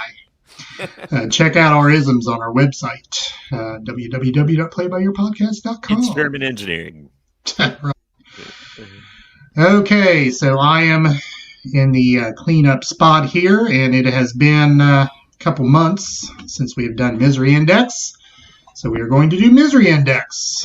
I feel like we're laughing a lot tonight. I apologize if that's annoying to our audience when we laugh a lot, but Hopefully they're laughing You with laugh us. a lot too. Right, it's been funny. This is funny tonight. This is good comedy. This is comedy gold. right. Okay, so if you've not been with us when we played Misery Index before, the idea of Misery Index is I give our co-hosts a situation. And the Misery Index is a number anywhere from 1 to 99. And you determine where, 1 being the least miserable and 99 being the most, where this falls on the line, the Misery Index. So the way we play the game is we go take turns here between Todd and Brady. And audience, you can chime in. The person whose turn it is will come up with a number on the Misery Index. The other person will say higher or lower in a Card Shark style. And the one who gets either correct will get the point. Does the Kyle King rule come into effect in this game? I forget the Kyle King rule exactly. Yeah, I should have written the Kyle King rule down. We should have, because we never remember what game it goes. We try to incorporate it in every game. Yeah, I but believe don't- the Kyle King rule is the higher or lower piece. I think because it we is. we It used to is. each give a number. Yeah, Yeah. you're right. That's Yeah. the Kyle King rule. So now it's just higher or lower. Okay. So we drew straws backstage. Brady Liming will lead us off. I grab Right. the golden ring. Okay, here we go. And this this is funny. This ties into our first topic here. Okay, Brady. You eat a jelly donut. Wait, that wasn't jelly. It was mold. It was ashes. Ashes. All right, misery index 1 to 99. I think our audience knows that Brady's misery index gauge of this is going to be a lot different than my misery index gauge of this. Well, and yet Brady always wins. So that's true, but I'm saying this particular question, Brady doesn't. Yeah, right. And Brady, I will debate that Brady doesn't always win. Brady wins more often than he doesn't. Oh, any game or just this one? Any game. Oh, I disagree. He usually Brady, roars from behind. chime in and help me here, Brady. I disagree. I think I've been on a down streak lately. I've lost more than I've won. Now, if you go back through all 56 episodes, I think it could be argued that I'm the champion. But lately, I've been struggling. Is the mold white? Because that's going to matter. If the mold is white, it is 100.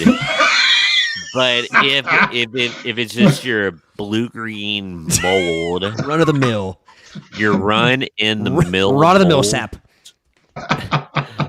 Ronnie Mildew. You know what? I want to be a Ronnie Millsap cover band to be Ronnie Mildew. Anyway, Ronnie Milf. Female cover band. Oh Lord! Oh gosh. Okay. All right, focus, gentlemen. Focus. Gentlemen. All right. I am going to say 80. 80, he says. Todd, higher or lower than 80? Lower. Lower. So, audience can do the higher or lower, or you can even try a guess there. Actually, Gary did venture a guess with the number 4. -4. Oh, -4. Well, I think he meant 4. I think he was just hyphen. Right. With your green-colored glasses, according to Mrs. Wilson. Howard Williams says 64 is his number. He says lower than the 80. Dale says 65. And the actual misery index number is 4. Oh, wow. we almost had an above. We almost had an above TV 14 moment there, Brady. Fuck. I was going to say that was a Christmas Story moment right there. No, I was just I was calling foul because. And by the way, Gary, you won the Bow Showcases. Yes, and indeed. All right. Gary says he sucks at guessing these, so he went with something else and got it right. Hey, better play the lottery. What's that? Hang on.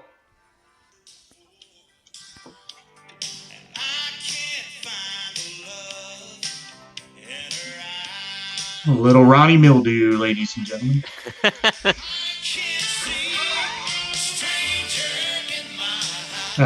Yes. Yeah. Ronnie indeed cannot see the stranger. Yeah, easy for me to say. Ronnie Millsap.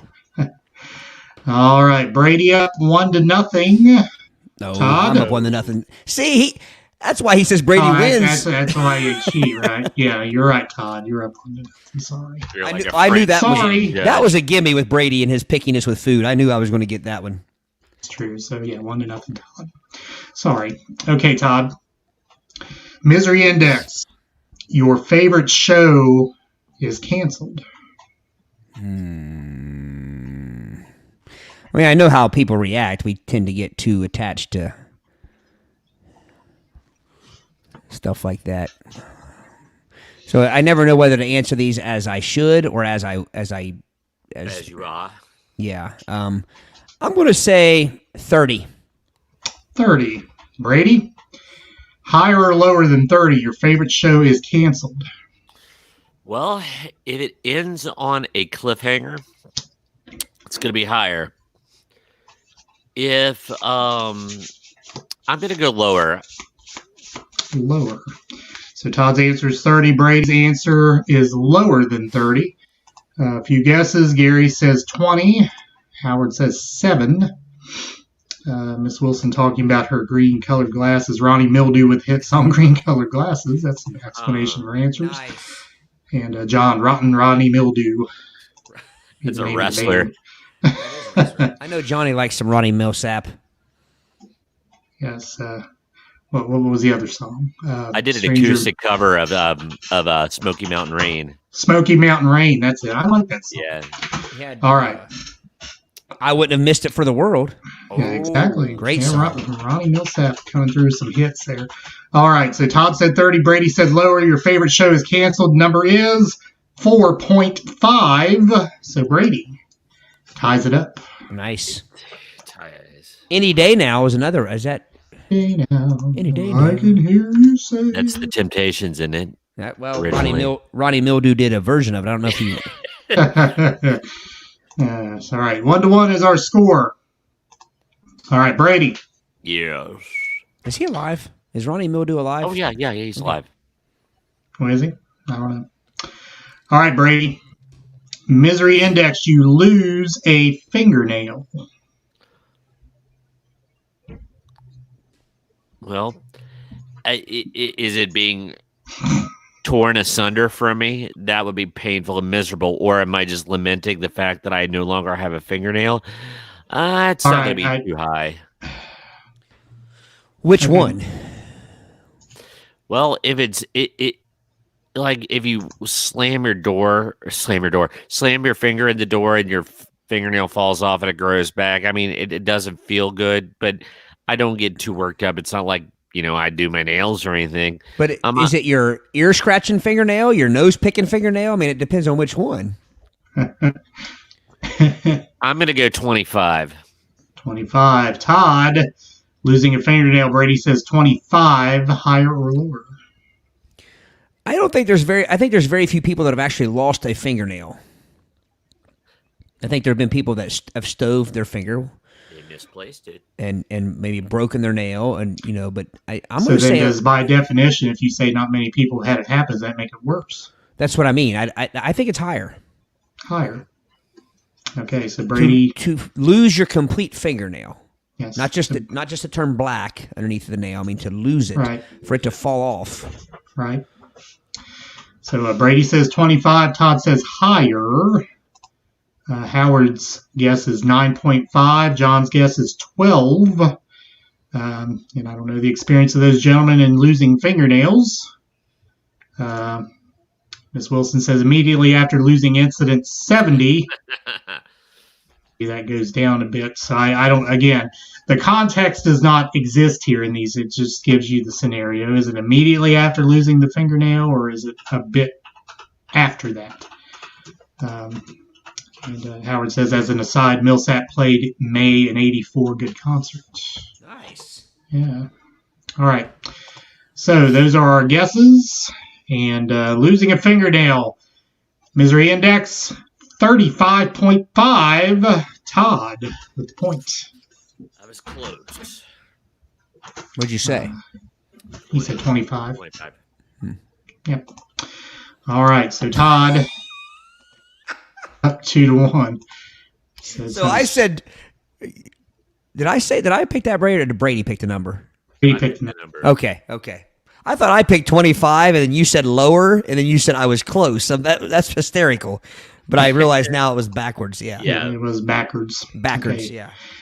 Todd up 2-1. Todd, I don't know how Brady's going to do with this one. You and I have basements. He does not. But the situation is your basement floods. Although Brady's had a garage flood. So. Yeah. Yeah. I've never had a crawl space flood. I've never had a basement flood. I believe Eric. I believe you have had a basement flood, haven't you? In your former house, the basement flood. I mean, so much so we had to get the fire department to pump it out. Yeah. Pump it. Pump it. Pump out the basement. They didn't have near the ring to it that pump up the jam. No, I did not. I'm going to say, it's one of those things where it obviously depends on if your basement's finished or not. Right. And if it's finished, it depends on what it's finished with. Was it just some cheap carpet you threw over the concrete? Did you put a I'm rambling here. All And actually, I've had basements flood in both of my houses that aside from this one, but both my previous houses. If you had a thick Berber down there, yes, it had to be replaced. That's personal. All right. I'm going to say 20. 20. Brady, basement floods. Todd says 20, higher or lower? Higher, because my flooded crawl space was like, and I have a pretty deep crawl space in my house. And when I opened up and like the little step down was floating like a cork, I had, and it was an expensive fix. The house stank. It had to be, it was terrible. So I'm going to go higher. Yes. It was pretty miserable. Yes. All right. So a couple guesses. Gary says basement flood 60. Howard says 57.254. To be very precise, Miss Wilson says 50. John says just lower. And Rhonda, welcome, Rhonda. Welcome, Rhonda. Hello, She Rhonda. says higher.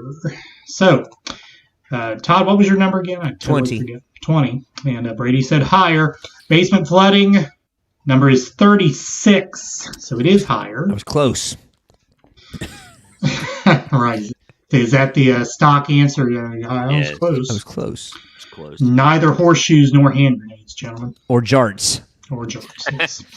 2-2 is our score. Brady? Yeah. Have you seen, by the way, have you seen the new jarts?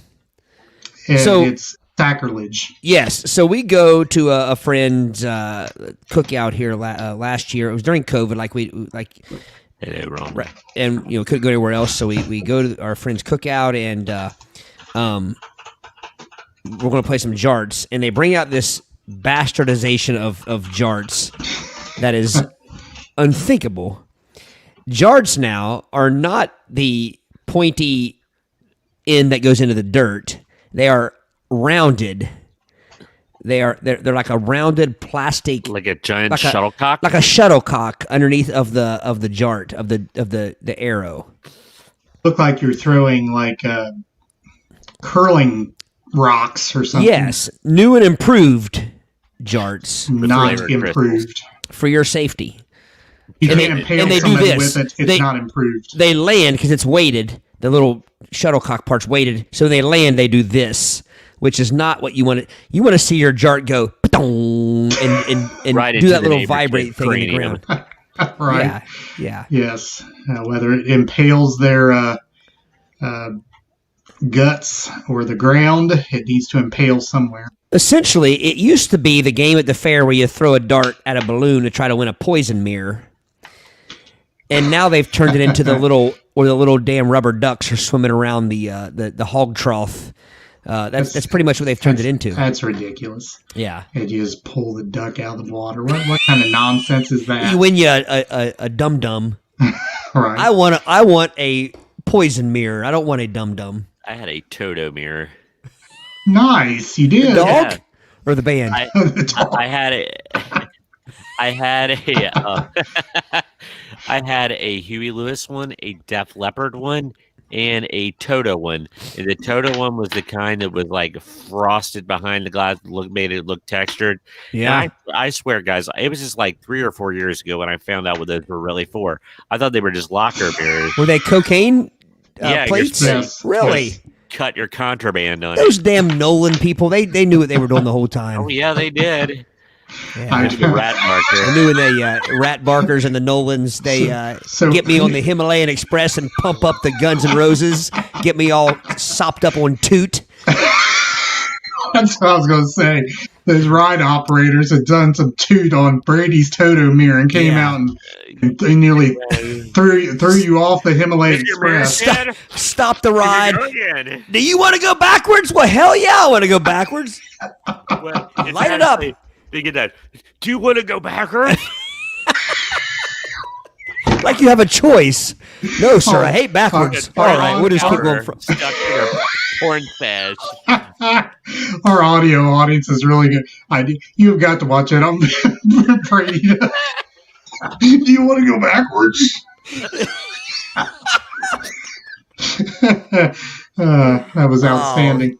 Oh, gosh. Sorry, we just had a fair Brown County Fair flashback for those of you that do not know what we're talking about. Yes, we didn't do the toot. It just is a flashback of memories. But seriously, though, I never knew that's what those mirrors were for.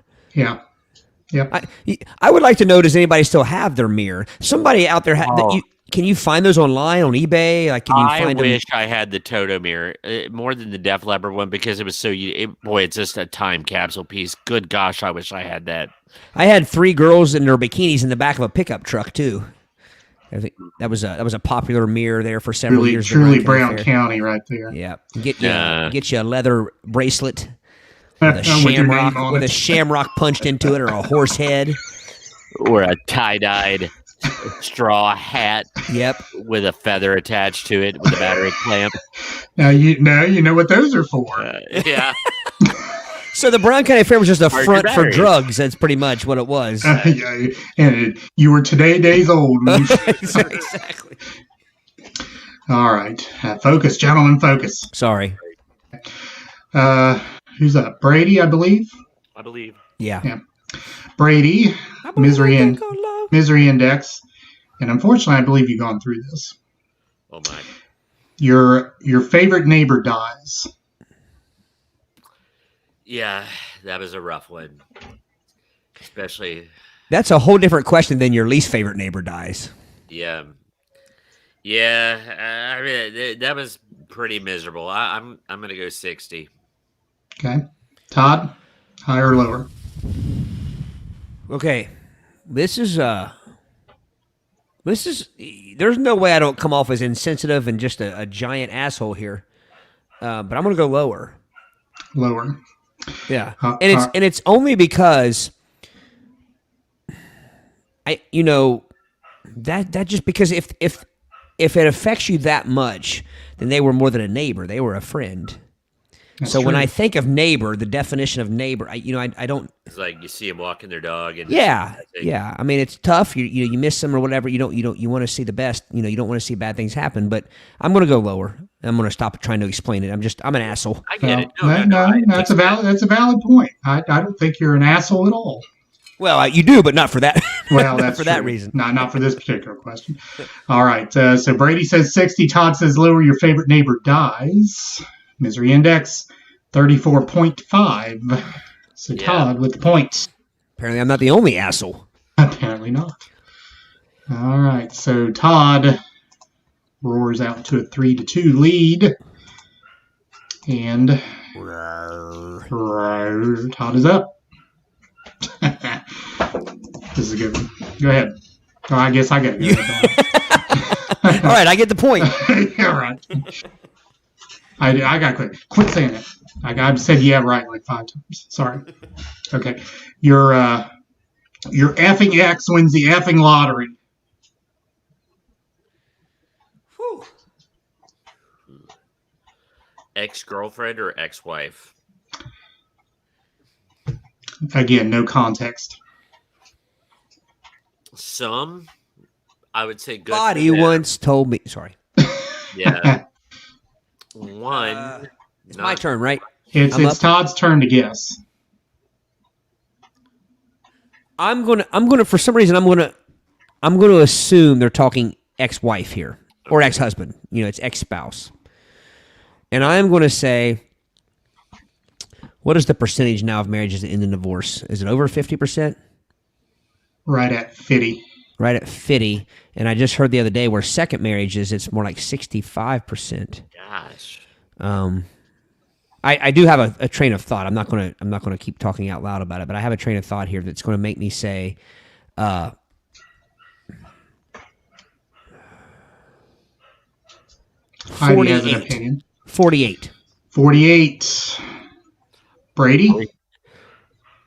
I'm going to say higher. I don't know. Is that Heidi or is that Pepper? Oh, I don't know. Not Heidi. Okay. I halted her. She's halted back there. She knows better.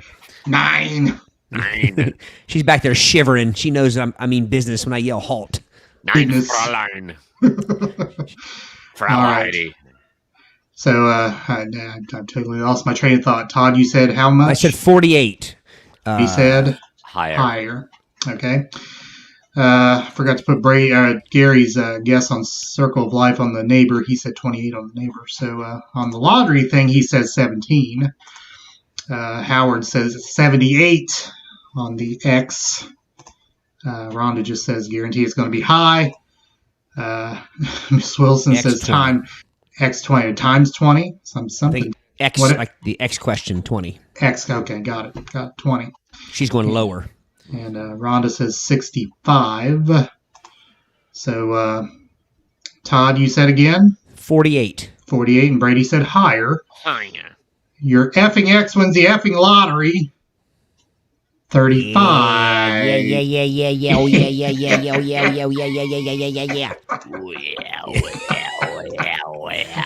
Do you wonder if people always wonder why I do that on every episode? It's I guarantee them. It's just to give a little. I'll give a little bit of a. I'll unsheath it a little bit, but not all the way. It's, please don't. So to speak. It's me mimicking a cat. So that's pretty much all I'm going to say. Yeah. Yeah. Oh yeah. Cat is in the middle of an activity. Yes. All right. A friend says, allegedly. All right. Brady? Yeah. What's the score? Am I up 4-2? Sorry. Yeah, 4-2. Yeah. Yeah. I thought that was going to be the tie shot. All right. So we're playing first to 6, then we'll do a bid. Okay. That's the game here. Yep. All right. So Brady, misery index. You have to unclog the toilet with your bare hands. Is it a dog toilet? Because if that's the case, Brady's giving it a 0. Yeah. If it's dog, Brady will go spelunking it, I bet, for anything when it comes to a dog.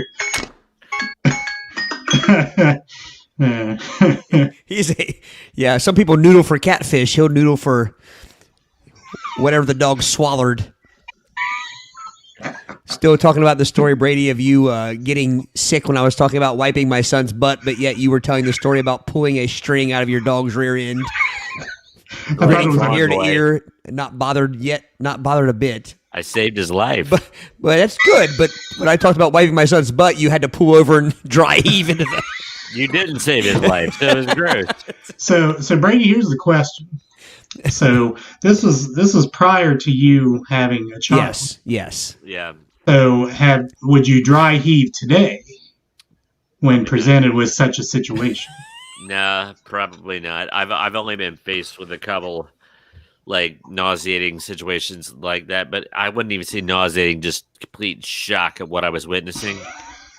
The carnage. Did you have to deal with the throwing up on your person? I've been thrown up on my person, and the one is, so this question is unclogging a toilet with your hand. Yes, with your bare hands. What's clogging the toilet? I guess what usually would clog a toilet, I guess. I'm not going to embarrass anybody. Let's just say it looks like one of those things from Eckridge Farms that's been slanged down the toilet and gotten stuck. Those don't bend. Those Eckridge Farms. Have you ever seen? I'll have to use my middle here. Have you ever seen those Tarzan movies where the guy's like, "What?" That's pretty much what it was. So excuse me, you mean Tarzan? Tarzan, yes. Tarzan. So, am I guessing the number? Yeah. Yes. Okay. Pretty high. 50. 50. What kind of there you go, Todd. That's strategy. I was going to say that's playing hardball. Yes, it is. Hey, playing for the win. Play to win. I still say I've never seen Brady jump so high as that night that Ethan threw up and you jumped over the couch. I didn't jump over. I levitated. Yeah, I it was pretty like awesome. Jedi. I just went. Now, was it Ethan that threw up into Celia's mouth? It was spaghetti. It was like one of the first times he had thrown up. It was the first time he had thrown up solid foods. We'd had spaghetti, and he threw up projectile in his face. Like Spider-Man had gone angry. Just Brady literally vanished from he was on the couch, and he somehow ended up behind the couch and running out of the room. Which I tease, but I was the same way until I had my own kids. I mean, I don't deal with other kids' vomit. Right. Amazing what you'll do for your children. That's the one rule in my classroom that is not to be broken. You don't vomit in my classroom. PJ sat beside me. I looked over at him. He kind of I'm going to say lower, Bob. Lower than Chuck, 50. not Chuck. Low. Who was the host? Card Sharks. Card Sharks. Jim Perry. Jim. First well, host, and then Bob Eubanks. Bob Eubanks. Yeah. So Bob. was there a Kennedy guy that did Card Tom Kennedy? I don't think Tom Kennedy. All right. So Brady says 50, unclogging the toilet with your bare hands. Todd says, what'd you say? Lower. The number, unclog your toilet with your bare hands. 33.5. Are we The playing number is lower. Marines or something? My neighbor Nick Hickson over there, is he playing? Was this him that was surveyed? Afghanistan, 2 tours of Afghanistan, Marine veteran. Right. Do it with, yeah. All right, looking at what the audience said, Howard, is it poo or a child's toy? See, that's what I was asking, Howard. I mean, there's a big difference. It could be a truck, a toy truck, or a... Well, but think about it. Or an intestinal truck. It could be a Lincoln log or a Lincoln log. Gary says unclogged barehanded. No, he just says not a number, just no. But then he says Yule log 48. Could be a stomper. Remember those? The stomper, yeah. Oh yeah, we just had to go so bad. They were slapping their feet. No, I meant the trucks, the little trucks. Yeah, stompers. All right. Howard says it's 20. Miss Wilson says higher than 50. And John says, I have the best Ethan story ever. I'm trying to remember it. I can't remember it, John. You have to text me. Yes. So anyway, Todd got the point. So score's now 5-2. 5-2. That's what you get for saying Brady wins all these. I'm running away with it. You are running away with it. Okay, Todd. Misery Index, 4-day power outage. I've actually experienced this more than 4 days. Wait a minute. Almost easy. 7 days. 30. 30. Brady? Higher. 4-day power outage. Depends on if you're in the city or the country. Oh, wow. 34. Oh, my gosh. I bragged too soon. Yeah. I was close. It's roaring back. See, Gary agreed. Gary said 11. All right. Brady. Eric, it was the day of your birthday. Wait a minute, I got to tell this story. Eric, it was the day of your birthday. Just getting ready to head to your party when that hurricane hit Ohio Valley. It knocked down Fort Winoka and took out my power for 7 days. Yeah, and there's Rhonda chiming in with the same thing. Windstorm. An actual hurricane, they said, hit the Ohio Valley. Oh, all right. Who's up? Brady. Yes. Okay, Brady. Yeah.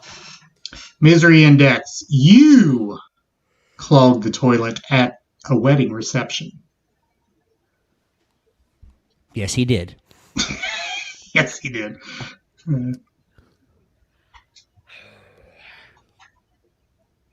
Then do you have to clean it, unclog with your hands? What's the catch here? I mean, is the MC going to say, and the guest has now broken the toilet? We're now going to play the chicken dance. That clogging has Brady's name written all over it. Oh, man. They took a DNA sample and they found out it was you. Yes.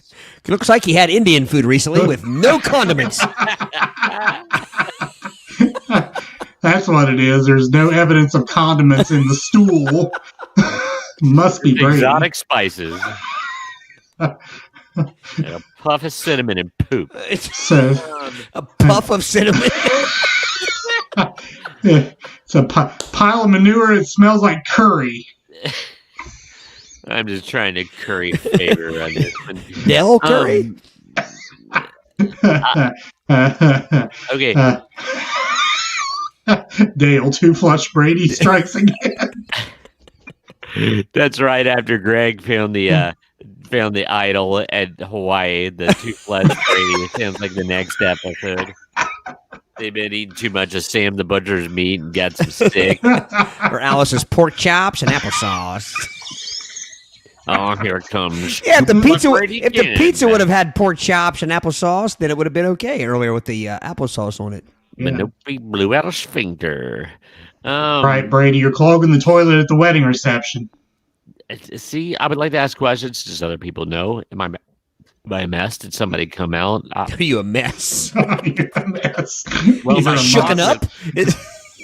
up? Well, am I wearing like white? And No, just it's give us a 2021. drop and it's splashed up. You know, like a confetti popper. I'm gonna say 45. All right. 45. He's got the hiccups. He hiccups.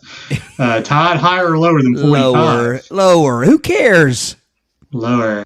Is it the only bathroom on the prim? I mean, No. is it like? But Does it's everybody one of have to those use it? high-end, it's one of those high-end venues where like each toilet seat costs $700 because it was Wilma Wang's or something. I don't care. I'm saying much lower. There's without any more details. Again, if everybody knows it's you, if it's like a special toilet that was just for hadn't been used yet, and they were saving it for the groom and bride to use. What's the deal here?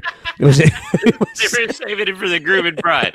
They did not want their matrimonial toilet seat to be sullied. Yes. Was it new and improved? Was it crystallized? I'm saying much lower. Much lower. I don't care. I'm moving on. I'm enjoying myself. I'm going to go in there and do the white lines. White lines. Ooh. No, that's Fry Guys. Yeah. Blowing out the toilet. In line. A very strange reaction. I can't believe I got White Lines and Fly Guys mixed up there, but I sure did. Squad. Hey, anybody see my sister Murgatroyd? Hey, Murgatroyd, let's go. I clogged the toilet. Gary's guess is 35 on the toilet clogger. Miss Wilson says, when the DJ announced the clogging dance? Howard says 2. He's not ashamed. Thank you, Howard. I say at least, yeah. You see what he did there was a number 2. Nice. That's good. All right, clog the toilet at the wedding reception number is 16.5. Yes, not a big deal whatsoever. I'm a sensitive soul. I've done it at many weddings. That's my gift to the bride and groom. You didn't clog the toilet at many weddings. You know. You might have thrown rice, if you know what I mean, but like I don't think you clogged it. All right. That is disgusting. All right. So Birdseed. It's birdseed now. Rice is bad for the birds. Okay. Bad We're for you. to our final round here. Okay. Okay, so you all have something to write with? Yep. You need something to write with. So what's the score? The score is 6-3. And the rules for the final round are you have to bet at least half of your points. Now, obviously, there's no half of 3 here, so Brady would have to bet at least 2. Todd would have to bet at least 3. All right. So, again, the idea here is I give you the scenario. This time you write the number you feel is correct and the one closest. And we're not playing Price is Right rules, so it doesn't matter if you go over or not. So, Okay. just the one closest. All right. Scenario. I guess you're getting back to nature here. Excuse me. And you do the number 2.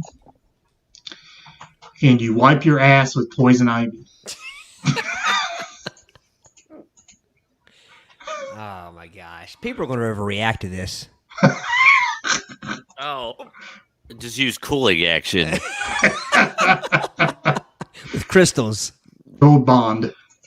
German engineered. Not the blue bottle. With better taste. All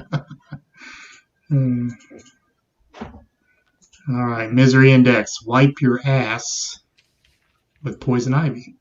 Wipe your ass. Very strange reaction. Wipe your ass.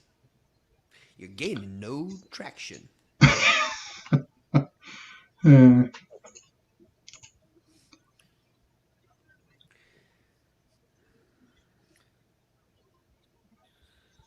You can wipe your ass. Leave it be. Twice as gritty as salt.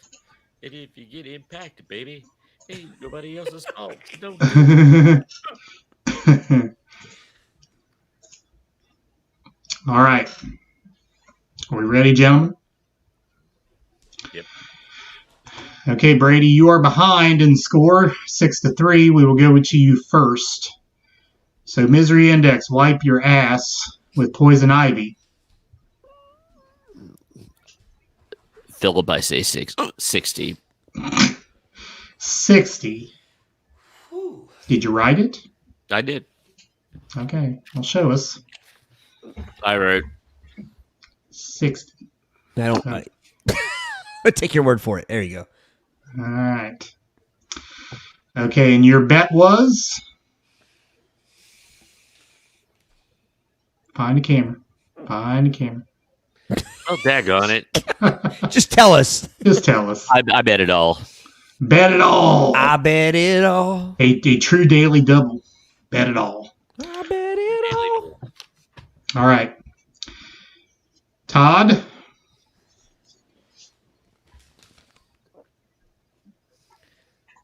$58. 58. 58. 58. All right. And what did you bet? I bet I'm a gamer. 4 points. 4 points. Okay. Before we give our answer here, give some more audience guesses. Howard says 39. Gary says 38. Rhonda says 45. And then Gary says bottoms up, fellas. Okay. Wipe your ass with poison ivy. Misery Index 32.5. Todd with the win. Oh, excuse me. As usual. All right. I can't get the hiccups. Are you going to hoist?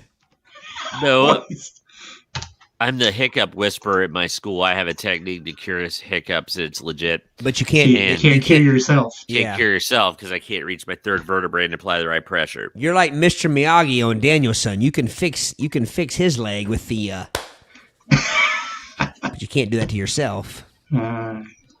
Final score, Todd 10, Brady nothing. Nothing. All right. Okay, that is it for our episode number 56. As always, our audio version of this episode will come out on Friday morning on our audio feeds at Anchor.fm, Spotify, Apple, Google, iHeart, and wherever you find your podcasts. We're probably there as well. You can also find it on our website at www.playitbyyourpodcast.com. Right at the top of every page of the website, you can find the audio and the video. Gentlemen, good show. Gentlemen Schmiddleman. Excellent show, one and all. Yep. Thank you, guys. All right. Todd, take us out. Peace.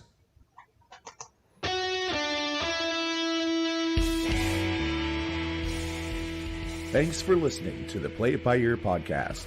You can follow us on Facebook, Twitter at Play It By Ear Pod 2, and our website at anchor.fm/Play It By Ear podcast. Thanks again, and join us next time as we play it by ear.